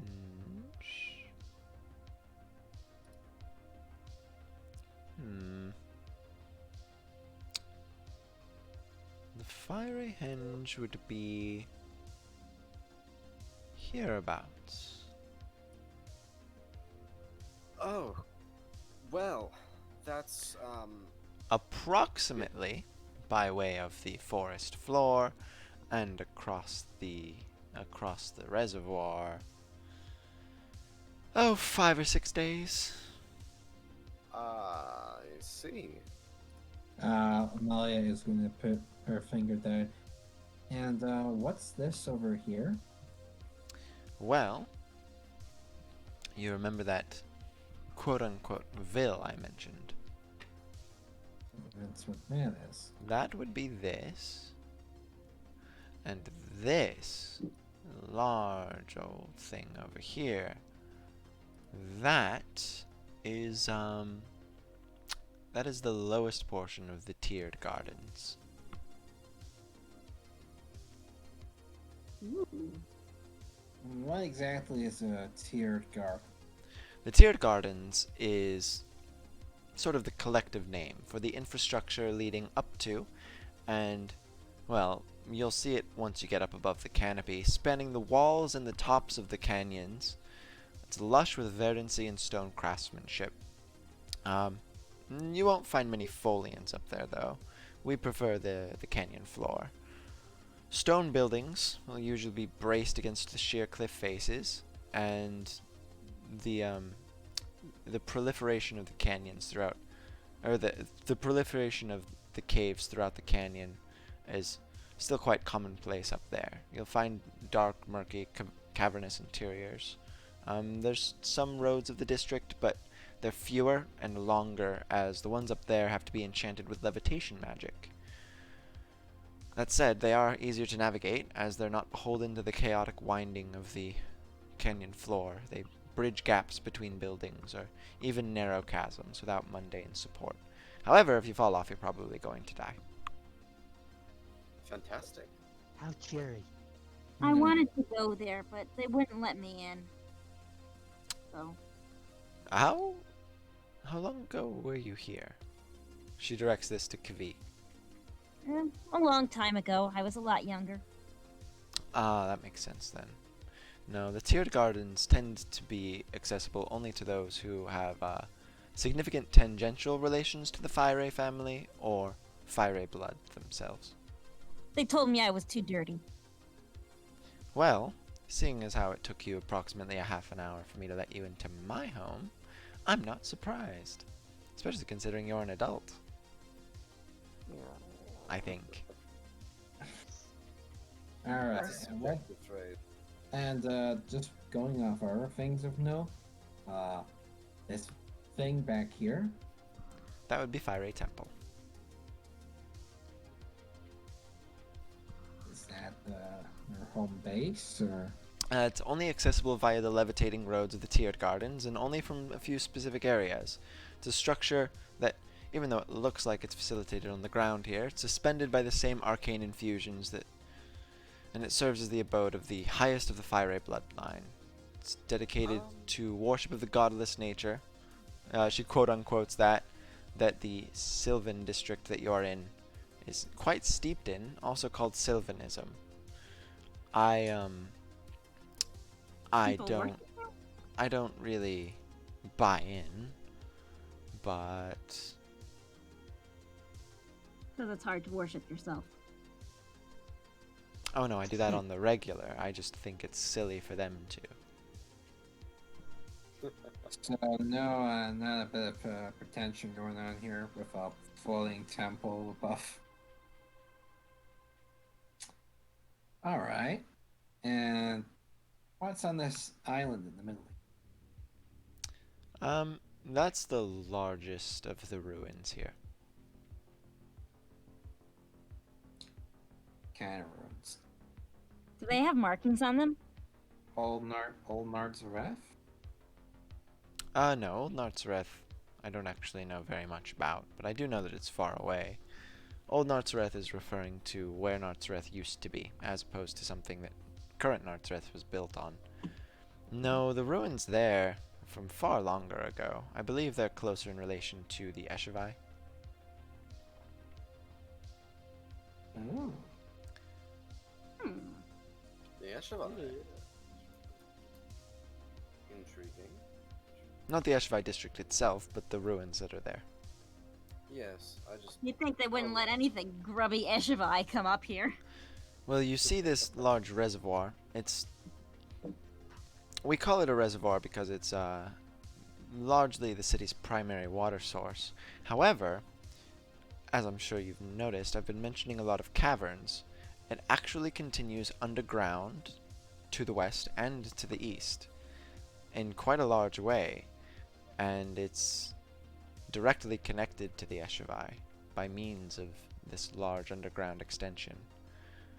They're, in many ways, the same body of water, except kind one of of them funny. has the Eshevai district on top, so you can't really drink it, or else you die. Yes. Okay, yeah, that, but... So, speaking of separate districts, there might be some important information to disclose. So we came from the oh god, which one was it? Cherut. Yes, the Cherus district. And Cherus district, as of right now, was razed to the ground. Terribly. Very terribly, not good. Yeah.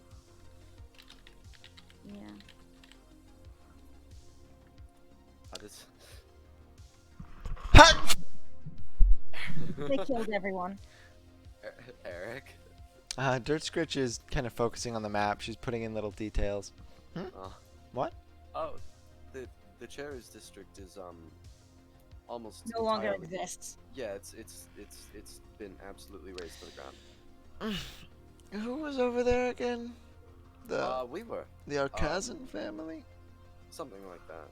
And snails. Oh, the mobby sort. That's a shame. Yeah, I mean the people were the most. That was the biggest tragedy. But I suppose that doesn't particularly concern you. Just so you know, if you ever planned on going there for any vacation, you can't anymore. Let me be clear with something. Yes. I am not a Nartzarethian. I am a Folian, and Nartzareth settled on top of me. Yes, I'd imagine. I'm just saying that, some shit is happening in the area, so whether or not you subscribe to the fact that this city exists here now or not, you might be caught in it sometime or another. Also, they're probably gonna burn down the Folian district too when they're done with it. That's what they do to places where The they go. Sylvan district. Yeah. There is no Right. Folian district, or else I'd be Right, there sorry. instead. Heavens. But yes, like I was saying, is that not that I care much for Nazareth either, even though I'm technically from it now. Technically, it's whatever bullshit. I was just letting you know as As a sane how person, do I- yes, I appreciate it greatly. Yes. I don't want to get you killed by not telling you something, so. Do you expect There's- something to come knocking at my door anytime soon? Yes, actually, I was about to say no, but the more that I think about it, there's a high chance that they might eventually and inevitably target this area as well. There is a group called the Tenebrae, very bad people. They like to set things on fire and clash dimensions together. And they did that to the Chairs District. The Chairs District is now a crater. And now they're here. Possibly. Probably. It's a Is that what Place. you're all doing here? You're tracking these people? Yes, I guess. I Yeah. should have Those- disclosed that first. Huh. I thought we weren't disclosing things, just in case some auditors came around. They should probably know too, all things considered. I mean, I wouldn't want to see a group Unless of... they're working for them, but fuck I it. mean- What do I care? If that's the case, then, I mean, the Tenebrae probably Listen. already know we exist. Listen, I'm not going to include this to any of the auditors just because, well, this sounds like a lot of information where when it reaches a lot of ears, many people get different ideas on how to handle it, and it creates a lot of conflict. Plus, the Yes. cultists have more incentive to blow things up right then. It sounds wiser to let a smaller innocuous group try to dismantle things. And, well, if they start to boil up, maybe then the information can come out and the chaos can be used to our advantage. By Hopefully. our, I mean your, because I'm staying 1,000,000 miles away from this. Yeah, actually, if you know of any nicer forest, I might suggest you head there. If you could. I mean, I know this is your home, and leaving that for something that might not even be real, told to you by absolute strangers. is Well, kind of ridiculous. this is the only canyon where safi trees grow. Right. Well, if that's the case, then you're welcome to. I'm just saying that as a preventative, if you were Hey, willing. Roll a botany check, Catherine. Which check is botany? Animal handling? Or your alchemist's tools, I plant guess. handling. Okay. It's very unlikely that this is the only place where safi trees grow. I mean, I think safi trees grow in other places. I mean, I could check out, all other things like in similar biomes that are around here. She shakes her head. It's not a biome thing. I don't know what it is about them, but they've told me. They don't grow anywhere else. Oh, that seems like. I mean, if they do grow somewhere else, I feel like We'll you might send have, you a note if we find one. you might have just been brainwashed. all You're things talking to a considered. tree person. Yes. don't- Folians can talk to plants. Okay, then what the hell is the Catherine? Can plants lie? Why? I guess they I don't know. can. Why does anyone lie? I mean, To get Usually, in, like, usually it's a societal construct, but I'm not. All things considered, I'm not particularly invested in you displacing yourself from your home just because of something that we might be able to defeat in the next 3 days. So, Anyway, if I could make a point, oh yes, go ahead, sir. I don't think their plan of action would be exactly the same as it was in Cherry's district. Hmm. Because for the simple expediency, and she points at all of the scattered pockets of civilization on the map. Everywhere is really spread out. It's not like the Cherry's district. Everything Yes. put together. Well, you know what they could do? I know Fly- I know what you're thinking, but this place is a really robust water system. Looks of it, a fire wouldn't take unless it was a really big one. Well, we haven't. Well, we haven't been everywhere in Eden. They might just have just a giant sea of lava that we don't know about. they probably do. I don't think we have a giant sea of lava. Oh, don't worry, you don't. Yeah.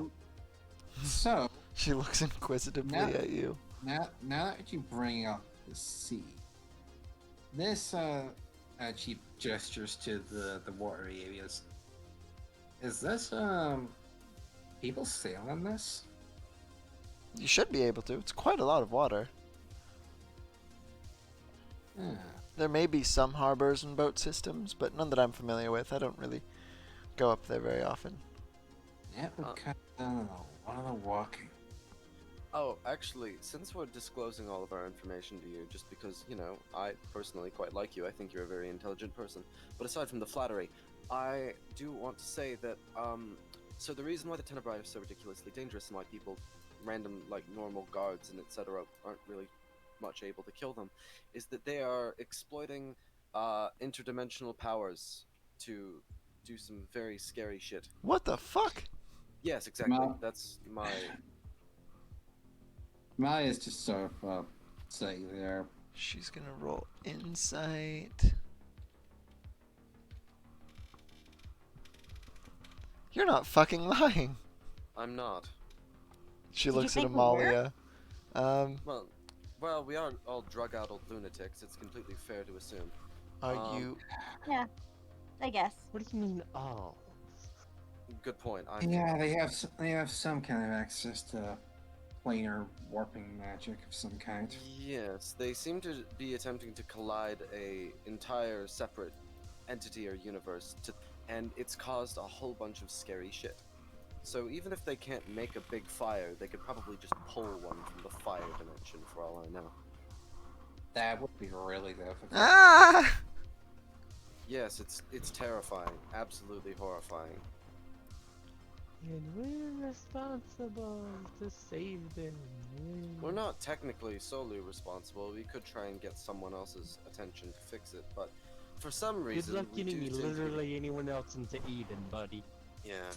For some reason, we are able to access it very strangely, in an esoteric way. She's just looking at everyone in turn as they're talking. She's very clearly overwhelmed. Amalia's just gonna be like, yeah, I wouldn't. If that Do you- were you. Cecil kind of just leans over and like tries to put a hand around their shoulder. You're like, do you need like some sort of blanket? No, I'm good. Someone Okay. roll insight. Okay. Probably not me.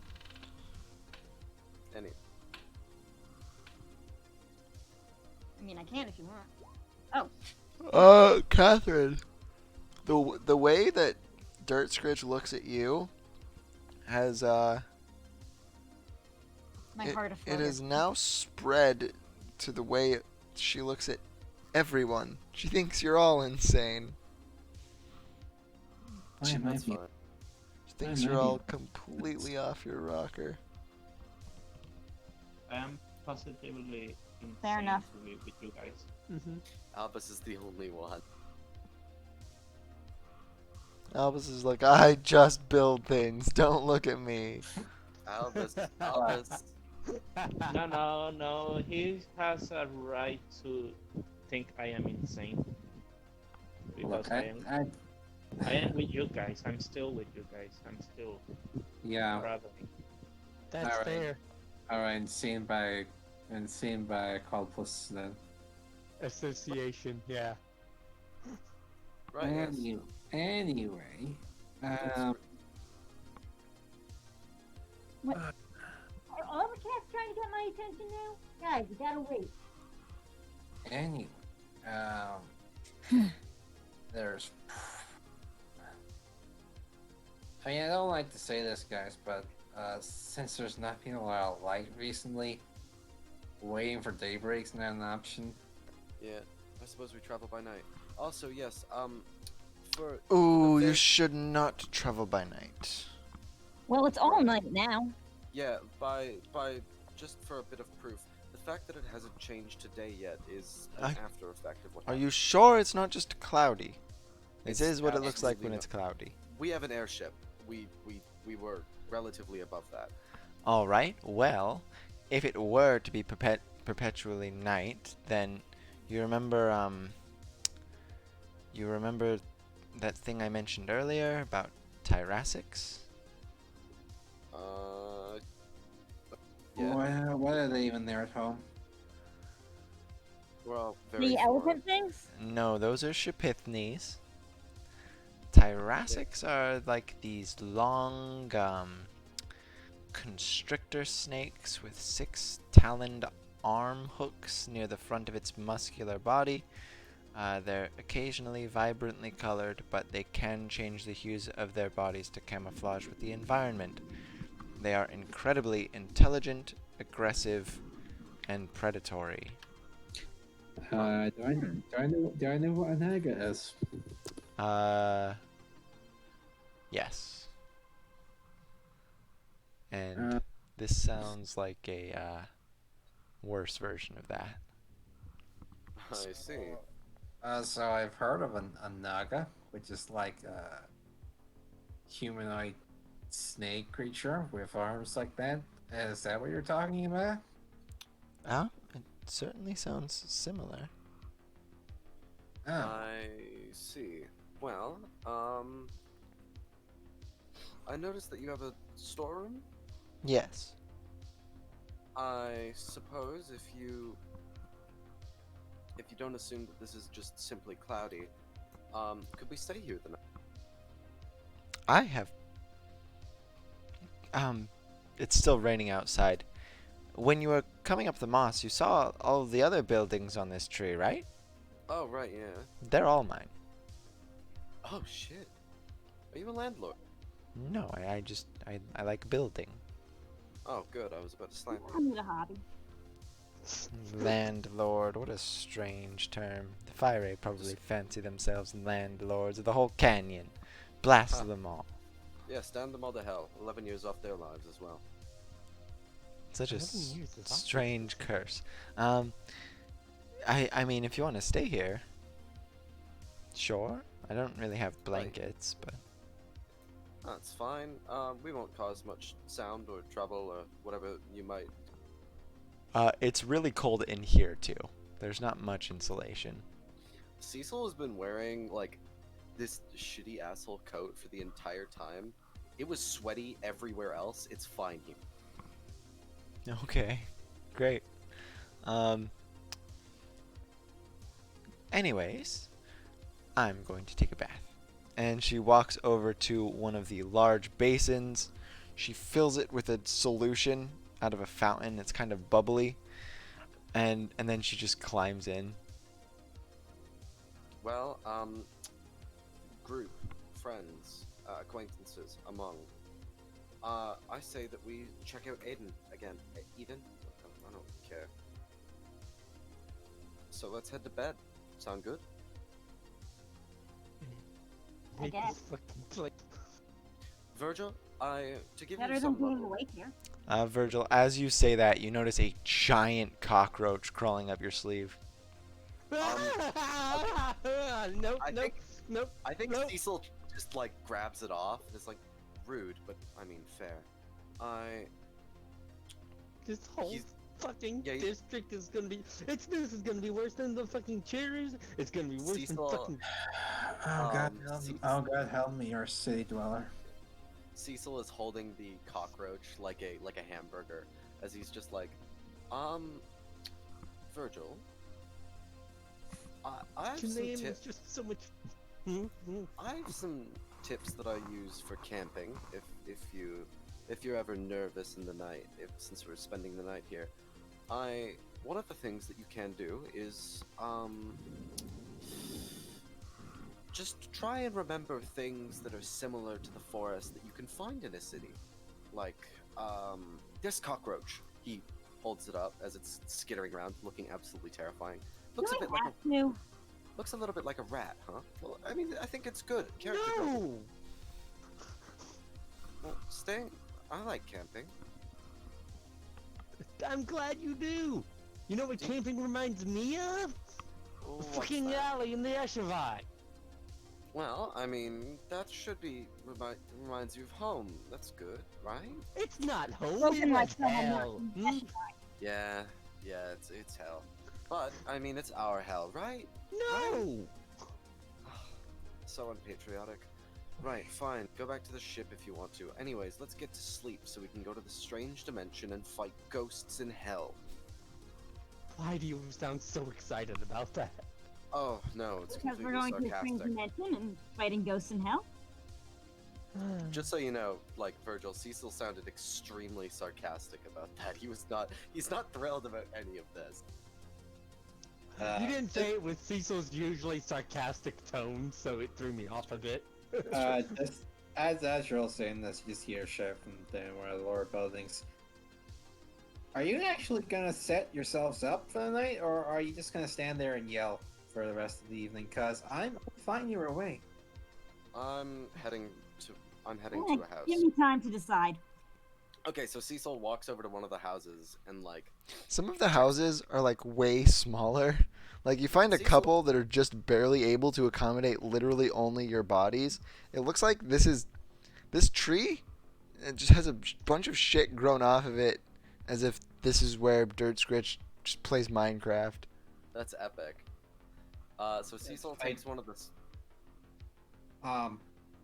Molly just needs a place where she can set up a makeshift hammock, and she's gold. It's raining a lot. There's a lot of buildings that can accommodate a hammock, however. Oh Hell yeah. God! Oh God! Preserve that she can get wet somehow. She might die. She Might- She's a fucking sailor. She's gonna melt. Right? Now that's Uh, what wizards don't die from war. Cecil takes If anything, Kiwi's in more danger than Amalia's. Yeah, Cecil- well, I'm gonna get pneumonia. You know one of the smallest ones that you were talking about, Eric? Yeah. Cecil takes one of those and just like closes the door and just goes to bed upright. All right. like it's a sarcophagus. Terrifying. But okay. Like the hat's over his head. He can't see anything. He's gone. Yep. Why? What do you make of the tree? Okay. So you guys go to sleep. Before Amalia does, she's gonna make herself a lot more comfortable. She's gonna throw up some lights up in the bed. She's gonna make a little heat with some of her fire spells for actually manifesting fire, and she is gonna draw a small teleport circle. Okay. My clap. He's gonna mix some powders together that spark and give off heat. She's Which just may be a feeding her- terrible idea in a wooden tree, but I love the idea that she's just concocting thermite to keep warm. yep. You know, technically speaking, she could just easily turn Danger Plant into a hammock. Or, you know, turn ginger plant into a peat moss thing, just have it fucking erupt. She probably Yeah. does already use it as a pillow or whatever. So now we sleep. Okay. Now you sleep. Eden Part 2, Electric Boogaloo.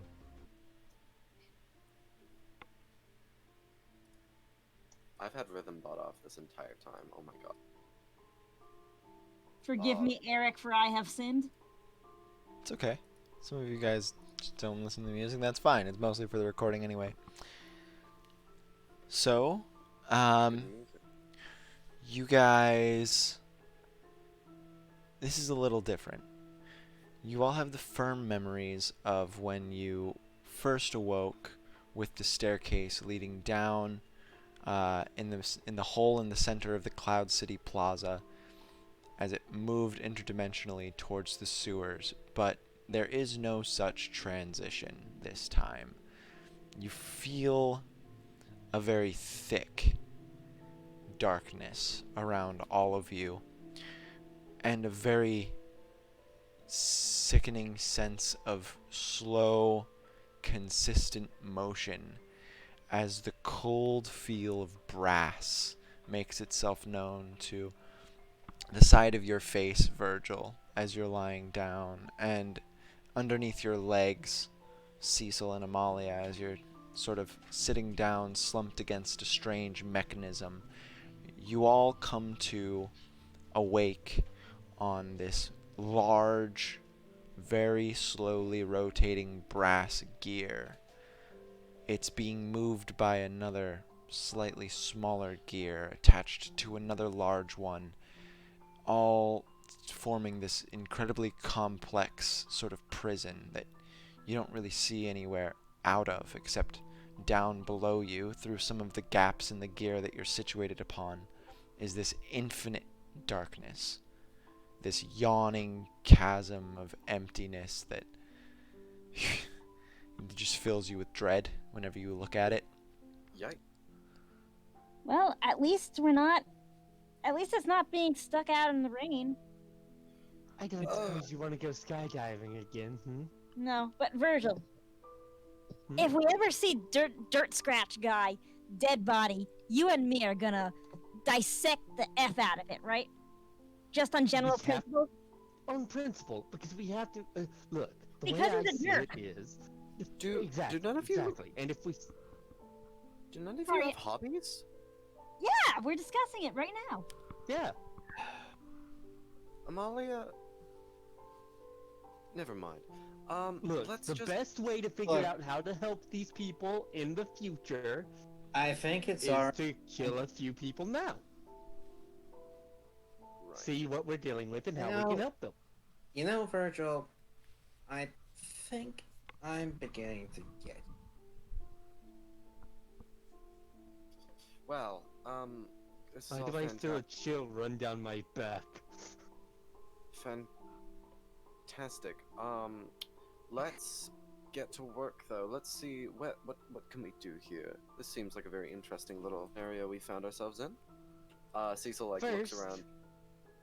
why don't we ask our friends or boss where we are now? Go Because- right ahead. What? Well, Alright, yeah. I'm always gonna think, what is this place?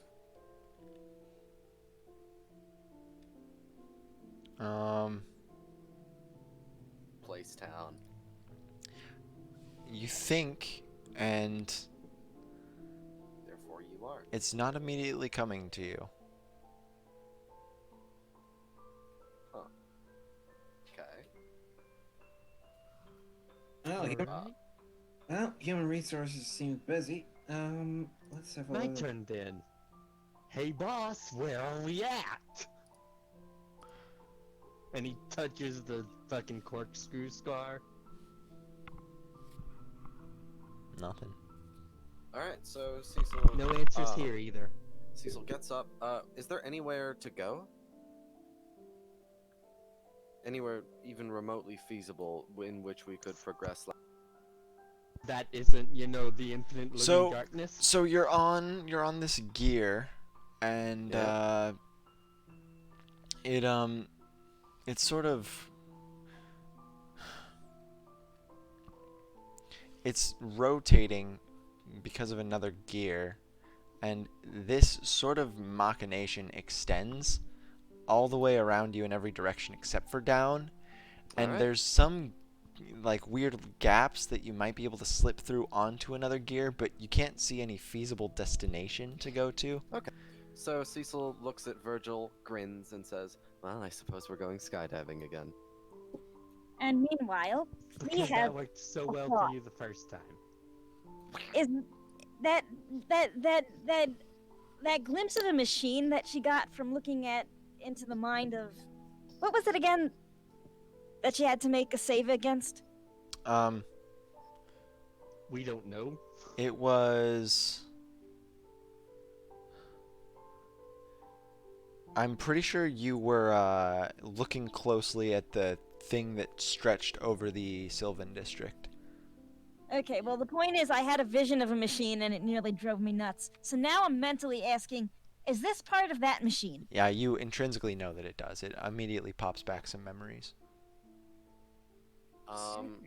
So, if we're gonna talk this over, I would suggest moving in the direction that the gear is not going in, unless you want to be intimately acquainted with the Abyss of Black. Well, I don't suppose I'm willing to discuss this. However, last time I fell, I didn't actually feel that terrible. I was caught by a strange oblong god, and if I fail to land on anything important, then I suppose that will happen to me once again.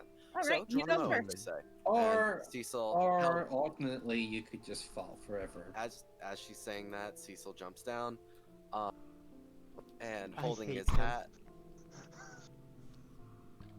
and Cecil's our first adventure. Alright, so Cecil, you fall and fall and fall until the darkness stops feeling like it stops feeling like like a dark, like an unlit air, like an atmosphere you're falling through. It starts feeling thicker. There's no transition. Souls. Like you don't feel like you like splash into anything. It gets thicker, and then you feel your clothes like they're being kneaded a little bit, and you're not falling quickly at all. You're very slowly sinking, and your body, the things kneading at your clothes start pushing inward further and further, and it feels like you're being crushed between these invisible gears as this darkness just slowly crunches you together, and you die horribly, and you're out. Hell yeah. Well, one of these days it'll work. I mean, great. All I right, mean, there was. there he goes. Can Yep, you guys there see he- him? Well, you don't know that. You guys just no. You only got probably 30 feet down. Ah. So do we like hear? Yeah, gears, like, you crunching? hear bones crunching. You probably hear a little bit of screaming until his lungs are just completely punctured. Well, I guess we're not Ah. doing that then. Now that's pathetic. Now, I do have to say, is that you said there was no other feasible means of progression, so I just assumed that that was the way. You didn't even bother to take a look around. There's no Yeah, well, there's also, no we have someone with fly spell, right? there's no clear destination. You can still move through some of the gaps in the gears and explore around. Oh, I thought what you meant by that was like, oh, well, you can go under this, but then it stops. Oh, shit. Well, Hey, that's life and death. So I'm gonna do a At shitty least we're drawing. immortal in or Eden. Yep. I mean, yeah, all I roll is 6s. And I never die.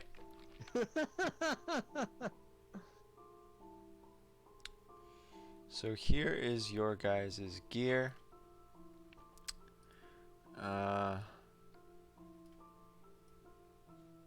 You know, etc. And here's another one. And So- this is the one that's moving it. Very quickly, Eric. What's up?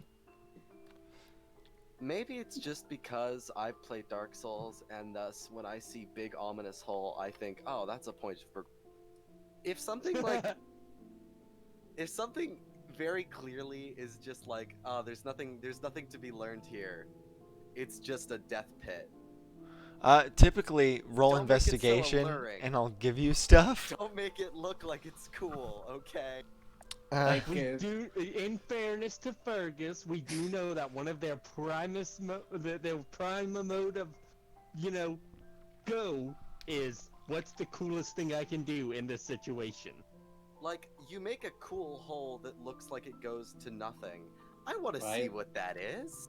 Why So, would you- in fairness to yeah. him, Why would you not like say, "Hey, Amalia, if I tie this rope around me and then jump off, Well, because I mean, and what then Amalia could then pull you back up before you were." I crushed mean, to death." he only made it 30 feet anyway, so there probably wouldn't have been too much reaction time there, to be yeah, completely honest. There would have been, but it's like it would require an insane strength check because, like I said, this is not darkness. This is advanced darkness. oh, advanced darkness. It's Yeah, dark. and Amalia would have the most chance of making that strength save. Yeah, True. and it uses anti-wavelengths. Don't worry about it. But yeah, it's not like when scientists throw themselves into something, they just throw something at it and science. All right, so you Yeah, sounds fine. guys are on this gear. I'm gonna drop down Amalia, and for the sake of just organization, we're gonna say that your whole party is this token, so you guys don't all just fuck off in different directions. So this gear is slowly turning counterclockwise, being moved by this gear that is currently vertical, and this smaller gear which is moving this one.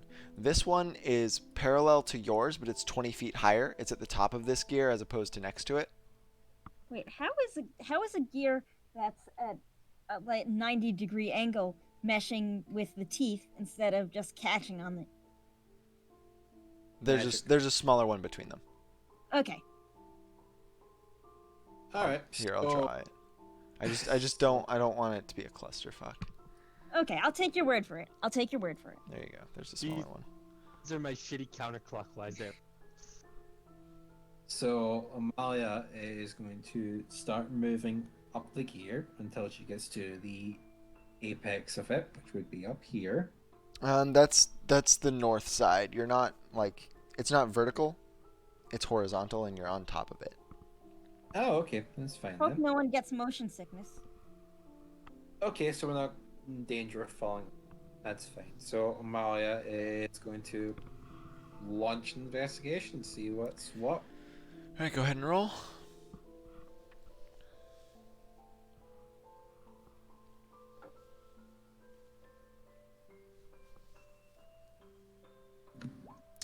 You find nothing for a bit, and then after about 5 minutes, this, sorry, this vertical gear right here, the far side finally comes over to you, and you see a little bar sticking out of it right here, a lever or a switch. However, by the time you notice it, it's already a good 10 feet up and moving away. All right. So Amalia is going to head over in that direction. You also see an identical switch or lever or something coming up from the center of this much smaller gear that connects these two large gears, and because it's in the middle of it, you always have access to it. Right. So, and there's no other gear that this one's attached to. Which one? The Our one you're one. on? No. Yeah. All right. If there's a dungeon and it starts with an alluring hall, I'm gonna still do it. I'm just gonna be mad when it does the exact same thing. It's okay, Fergus. We still love you. I mean, I did Alright. it so you don't have to. All right. So Amalia is going to say, all right. So there's a gear. There's a lever on the gear. Now, I have a sneaking suspicion that since there's a lever on each of these gears.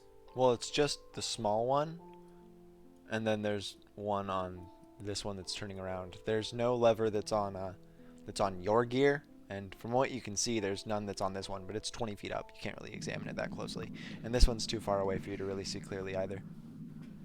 Yeah. Amalia is just wondering, is this a release mechanism? So she is going to go over here, and she is going to gently push this lever just to see how the gear reacts to her doing that. The small one? Okay. So as you start pulling it, you feel something's definitely, you're pulling against something. You're pulling against what feels like a pinhole switch, and as soon as you break the threshold, it's going to snap down and you're going to activate whatever this lever is supposed to do. So there's no effects until that snap activates. Great.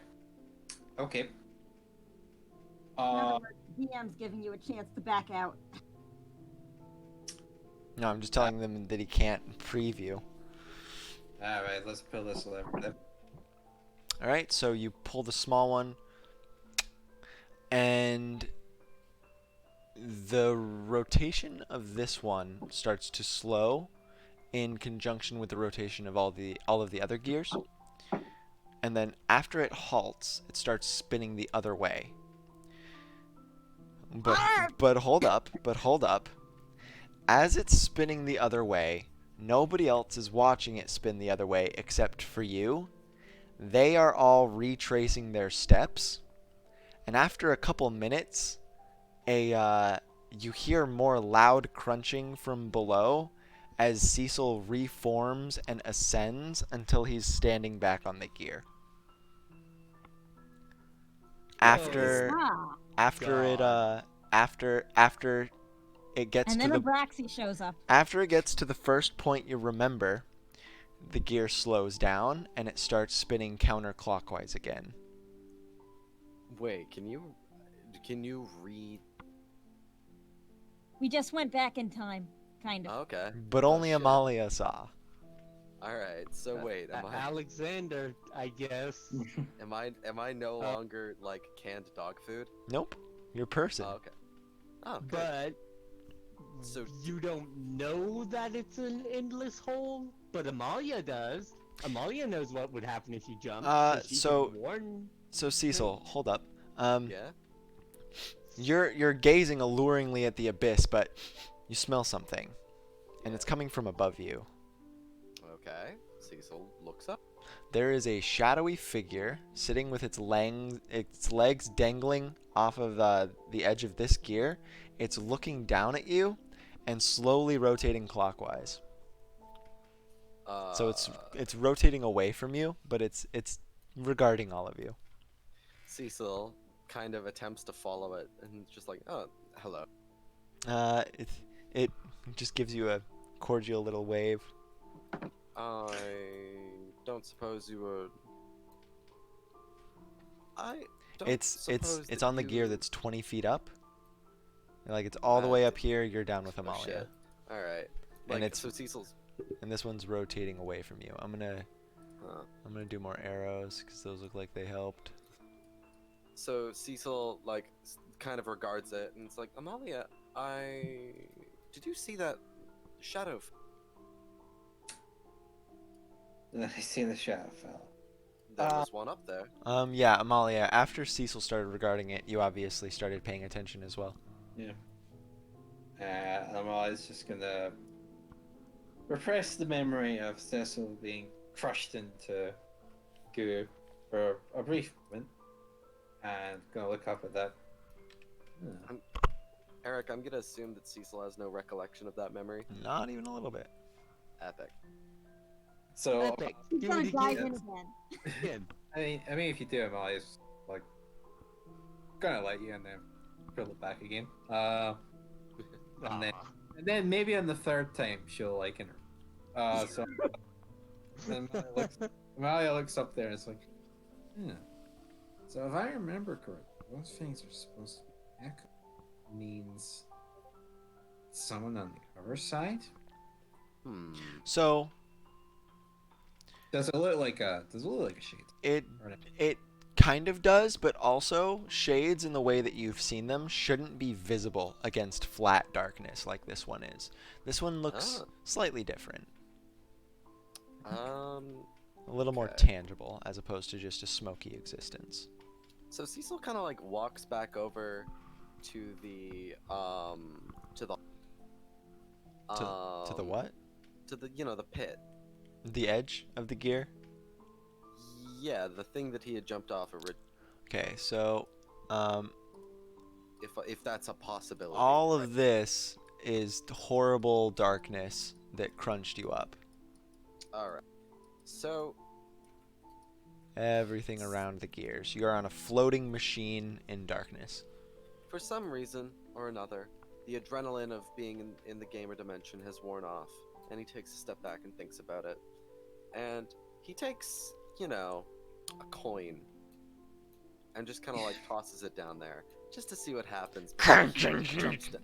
It is crunched down into nothing. Yeah, I Not wouldn't. Yeah, I Good thing wouldn't you didn't bother. jump, Cecil. Yeah, good thing. Yeah, I wouldn't bother. You already tried that once. Didn't go well. Well, I suppose What? you're right. Back on the ship. Oh no, you tried it about 5 minutes ago. Did not go well. We We haven't been here for 5 minutes. Unless you're a much stronger magician than you had been letting on, what sort of strange machinations, or what have you used? Do you have a scroll that lets you go back in time, or are you just bullshit? No, I have a lever. So you jumped Oh. up.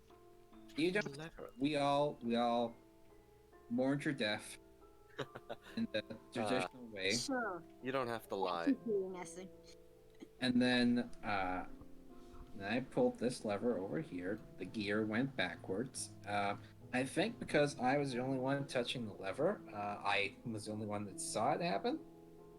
That is absolutely fantastic. I appreciate you for, resurrecting me in an. So it's like we're all like Abraxy here, as long as someone has access to a lever. Don't even fucking mention plant grants. The Come on. the lever on All the right. the lever on the I'm big still gear, bitter. the vertical one, is starting to come back. Yeah. So we can do So- all sorts of crazy stuff, and as long as there's one person to pull the lever, Amalia, Actually, when you put it like that, I will push you off, and I will never touch that lever ever again. but so this Amalia- is our chance. Amalia is going to ignore him completely. Walk here and Fair. grab grab the lever on the vertical gear. I'm just gonna pull that into your hands for that. All right, as you start to pull this one, the shadowy dude is probably like right over here. And as he's coming back around, he waves again, and this stops spinning, and then it slowly starts to move away from the whole thing. As it does, you see that it's connected to the vertical gear by a chain that looks to be made of the same exact brass that the rest of it is. And it slowly drifts away further and further and further until it is gone. Alright. And if I pull... Alright, so I'm gonna grab the lever on our gear. Okay? And I'm gonna pull that. Alright, as you pull it,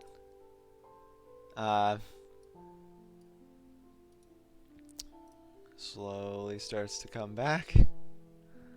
And as it's coming back, he's waving goodbye in reverse and going How back far back are we going? to his original position. You're going back to right before she pulled the lever, I assume, is when you want to... Yeah. Yep. And then she lets go. Well, Nope. pull it.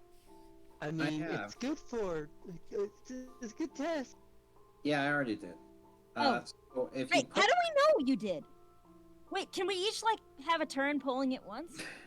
Can we? Oh my god. Do you just not... He does not trust me, or... I believe Amalia. Let's continue the scary temple. I mean, I believe in Amalia too, but I still want to do it. But the Anyway. question is, what does this correspond to on the other side? I don't think it does have to specifically. Well, not for nothing, but it is a series of small little places that are linked together by one larger thing. I suppose it could be an analog for the Sylvan District.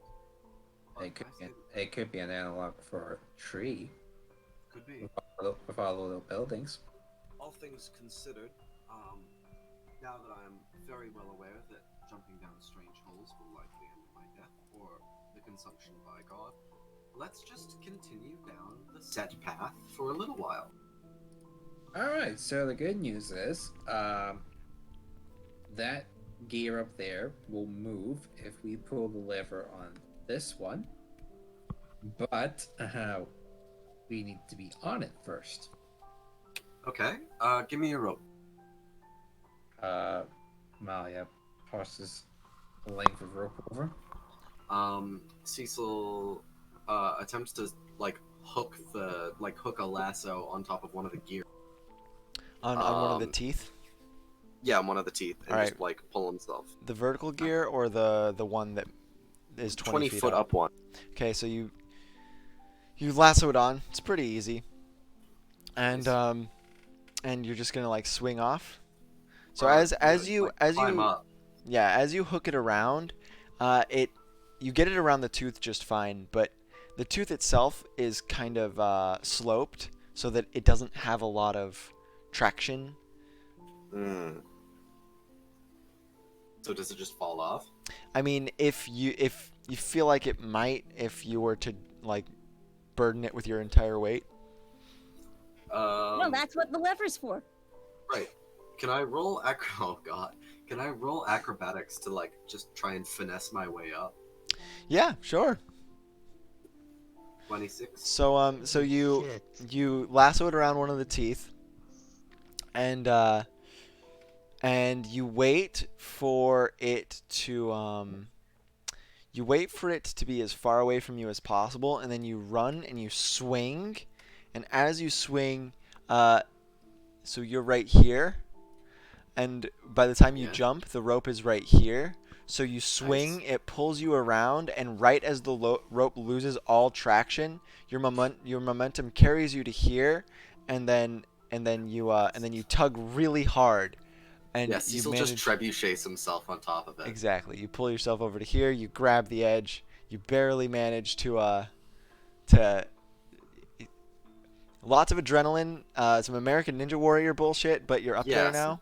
And the shadowy figure is right here, and it regards you as you come up. You can see it much closer now. It definitely looks like an echo, but it's wearing tangible clothes, which is very different. It's What's it wearing wearing? these gray robes, very very ornamental and like noble robes, like fine raiments with a hood on it, more like, and Cool. and around its neck it has a single gold chain with a very large sort of grandfather clock amulet that's just resting awkwardly against its chest, and you hear a tick, tick, tick, tick, tick. I suppose you have some connection with this place, considering the clock. It stands up to look at you, and it's only about 4.5 feet tall. Oh, baby. It's holding its arms in front of it underneath the grandfather clock, like you know how when you were a kid and you were cold, you would put your arms in the sleeves of the other arms and look like a Jedi. Yeah, the monk. Yeah, the monk Yeah. thing. It's doing that, and Nice. it gives you a fairly deep bow. Don't. You don't have to give me that level of respect. I just am. Here. He takes out a pen or whatever, a quill, ink, and some shitty parchment that's been written on, has a grocery list on it, whatever. Could you do me a massive favor and just scribble out like a map of this place if you know much about it? It takes one of the arms out of the sleeves and it raises it. The shadowy hand has a lot of definition to it. It has 5 distinguishable fingers, and it sort of holds it up like with its palm facing you as if to say stop, and slowly shakes its head. I see. Cecil, Ah? you got a good grip on the rope? No, I'm not holding it. Would you like me to? Yeah. Right. He tosses it down, kind of braces himself. He's not strong. Fair warning. Yeah, that's why Amalia's not going up first. Someone light, please. Albus is the smallest, I believe. Alright, excellent. Albus is the smallest. Albus is the smallest. I mean, And then you guys Virgil looks like he hasn't seen a good meal in like his entire life. Maybe he's like really thin. Just anemic. All right, so you guys basically just soft reset everybody up onto the higher gear. Yeah. All right, you only have one chance for the last person. So who's last? Amalia. Amalia. All right. So Amalia, the 3 of them are all holding the rope. So just climb up. Yeah. All right, you get up to the gear. And you all. I like the idea that like Virgil took like 20 tries. Yeah, Virgil just died horribly a bunch, and Amalia's just like constantly cranking the lever back. Just come on, guys. Except for all the times that Kvi is going, woo, woo, woo! Let me do the lever this time! There was one time where he just like he almost made it, but then just to see what would happen, jumped off and cracked his head like an egg. Ooh, give me the lever! 4 times. 4 times and then he's fine. All right, Yeah, so you so guys we are make all all- up on the higher gear with the shadowy figure. Right. Give us directions. I'm begging you. I hate this place with quite a lot of. While he's saying that, Amalia is going to go over and she's going to pull the lever that makes this platform move. So as you get to the to where this higher gear meets the vertical one, and you look down and you wait for the lever, you realize that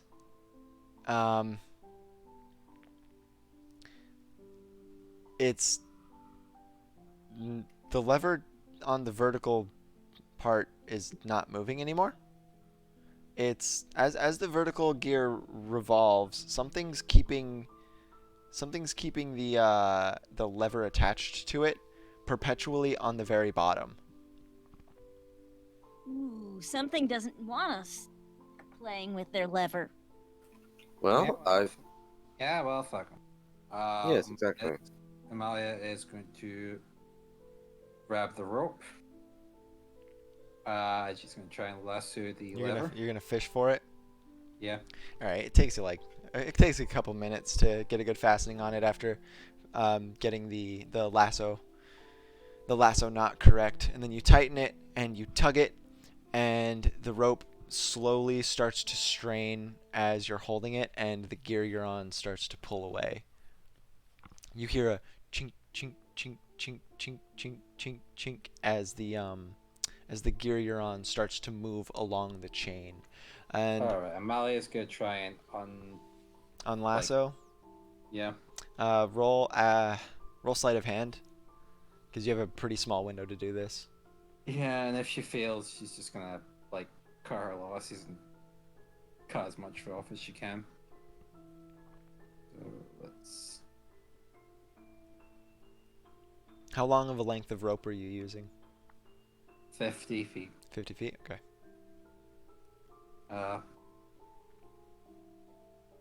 Alright, yeah. So you can't really manage to undo the rope with how haphazard it is, and after having already pulled as hard as you can to get that lever to function in the first place, so you only have 15 feet left. When you cut it, I mean. Yep. Okay. Someone else's rope.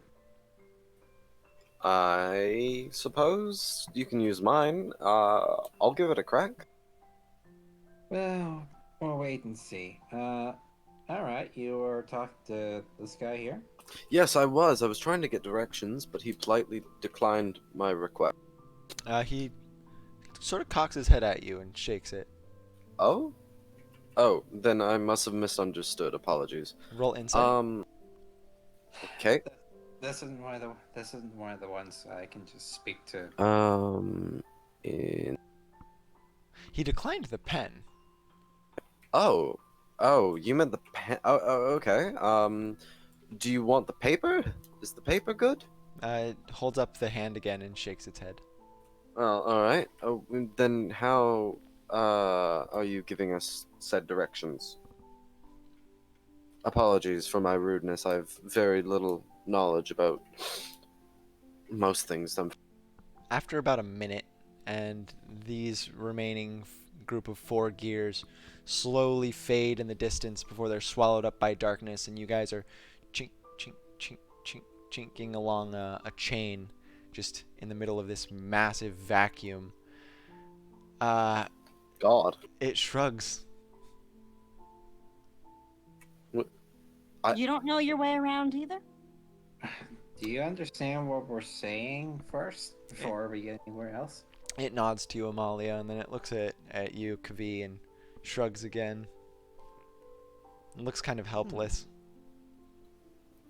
Well, shit.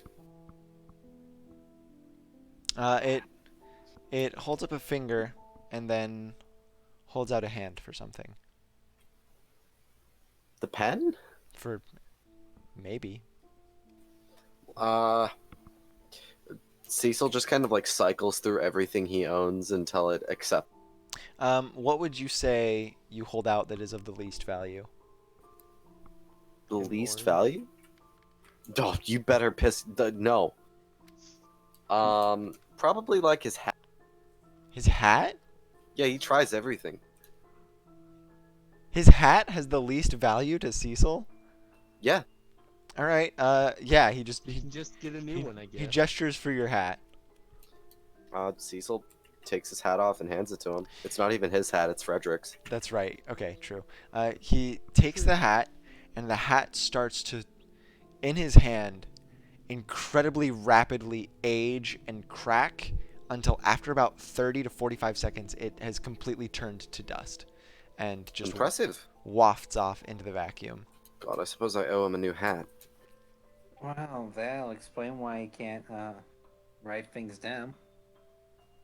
So anything you touch just goes full decrepit. It nods. Does one of your other hands do the opposite, I'm assuming? It shakes its head. Damn. What's the timepiece on your necklace do, if anything? It points to the gear underneath you. Oh, I see. Well, could you just point in a direction that would allow us to not die? Just with your finger. It walks over to the edge of the gear, and it points down to the length of taut brass chain that it is currently traveling along. Oh, wonderful. Well, I mean, apparently it didn't work the first time, but I suppose I've got something I could land on this time. What do you mean? Well, I'm going to jump down, and I'm going to grab the chain.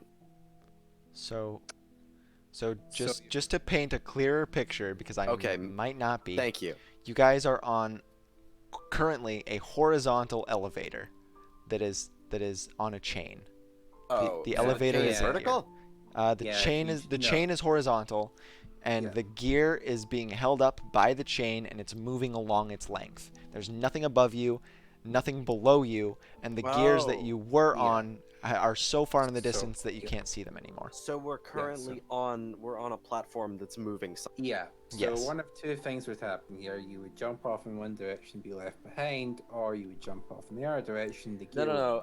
I'm gonna admit that. I'm gonna admit Cecil saying that because I had no clear image of what this was. If you need, please ask for a re-illustration. I will be happy to provide one. Sure. Okay. I think But yeah. got the idea. We're basically like. And if you die here, you're not sure when the next soft lock fix lever is. This is an actual funny dungeon. So now with that in mind, we wait to get to the others. Does anyone want to interact with the 4'5" clock man anymore? He's creepy. I don't like him. He's gonna touch us and make us Virgil's interested. So, fuck it.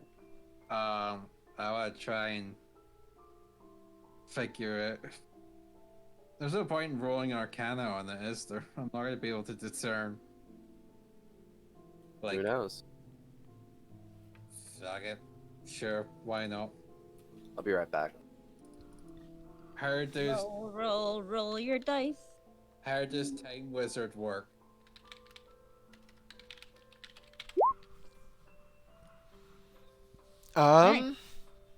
This thing looks like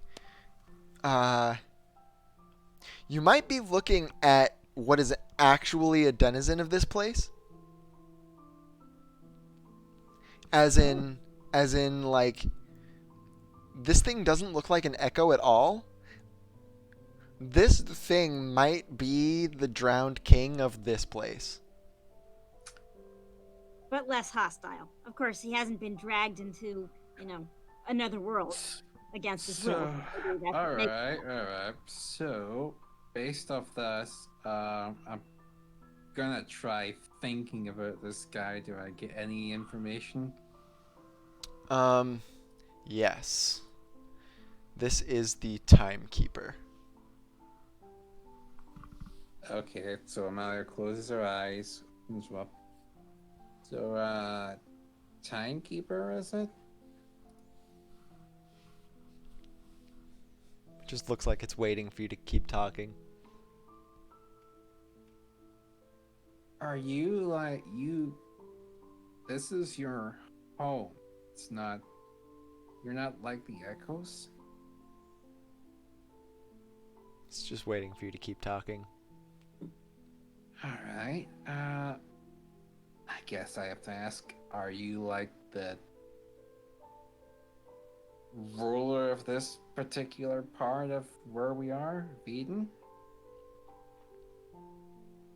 You don't see it blink, but you can sense that it blinks. Okay, I'm back. Sorry about that. No, do you not like? Yeah, I know this place's name. I'm gonna show him the Drunk King's Trident. As you take out the drowned king's trident, remember that I did give it a name. It is called the drowned king's tongue. Alright, that. And you take it out, and it sort of regards it curiously. It gets a lot closer to you, and it looks at it close up. it takes its hand and comes close to touching it in certain places, but doesn't quite make contact. It looks at it from a whole bunch of different angles, and then it backs up a little bit and looks inquisitively at the trident, and then at you, and then back at the trident, and then nods, as if to say, "Wow, it's authentic." Hope so.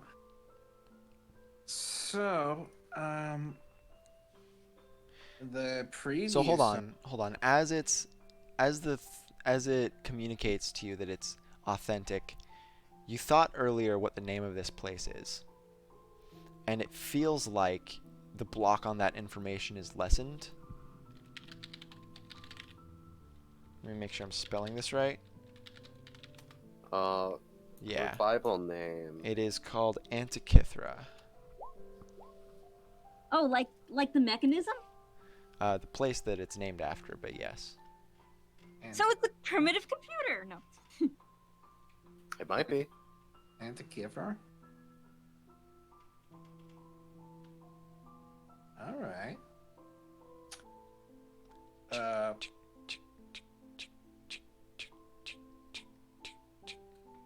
I don't suppose we're getting. Is there a pattern to his teching? Cool. There's this agonizing dissonance between the chinking of the brass chain that this gear's traveling along, and the ticking of the grandfather clock amulet that it's wearing. Sorry, excuse me. Could I borrow your amulet for a few seconds? Just very. It holds up a hand and shakes its head. I say, is there another timekeeper, one that makes things go forward when it touches things instead of backwards? It shakes its head again. Are you the only one here? It shrugs. Clearly not. We're here. Fergus, while you were gone, you may have missed that Amalia, her best guess, like I'm not telling you this is 100%, her best guess is that this guy is the denizen of this place. Like the boss? Like the drowned king equivalent, yeah. Oh, shit. Foreboding question of. Cool. All right. So Cecil kind of nods slowly and is like, "How long is this this ride we're on?" It points past your shoulder, and in the distance you see a much larger twisting conglomerate of gears slowly pull in, almost as if it's being pulled up out of oil, like the darkness past a certain point just completely blocks vision, as opposed to you only being able to see so far. And you get closer and closer, and you get this massive headache when you try to look at too much of it at once. So as you get closer, it gets easier because you're coming into a singular pocket, and the gear, So are we gonna get crushed here? it stops. Probably. And in front of you is the first room, and that is where we're Alright. going to end off. Epic. Didn't you? Okay. Nice. Wait, Eric. Did you not say that we were going to level up when we landed in the Sylvan District? I did. So, actually, as it you Okay, I'll you level up land then. in the first room, except the inside of the machine has been completely torn away by frozen currents of ice. What a chat. As a single pedestal next to, this time, a second pedestal are in front of you. The pedestal that looks, the first one looks identical to the one that you touched before. However, the other one, Amalia, you feel a very deep connection to, and it looks of a different make. It has a different color to it. Which of the denizens' true names did you use for this pedestal again? Was it the Drowned King? Drowned King. Yeah, Drowned King. It is constructed of the strange metal substance that made up the sewers, then, is what this pedestal is made of. And atop it, instead of a sphere of light, it is this octahedron kaleidoscopic sort of gem that looks kind of like opal in that it gives off a whole bunch of different colors. Cool.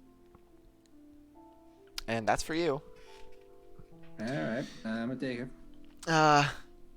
You touch that one, everyone Yep. else levels up, and I will tell you. Does anything special happen if Virgil touches the ball of light with the corkscrew scarred arm? Nope. Damn. How do I do level ups again? I'll go over it with you before next session. But anyways, Epic. good job, guys. You got to the Clockwork Dungeon. Woohoo! Wait, for do I not level up?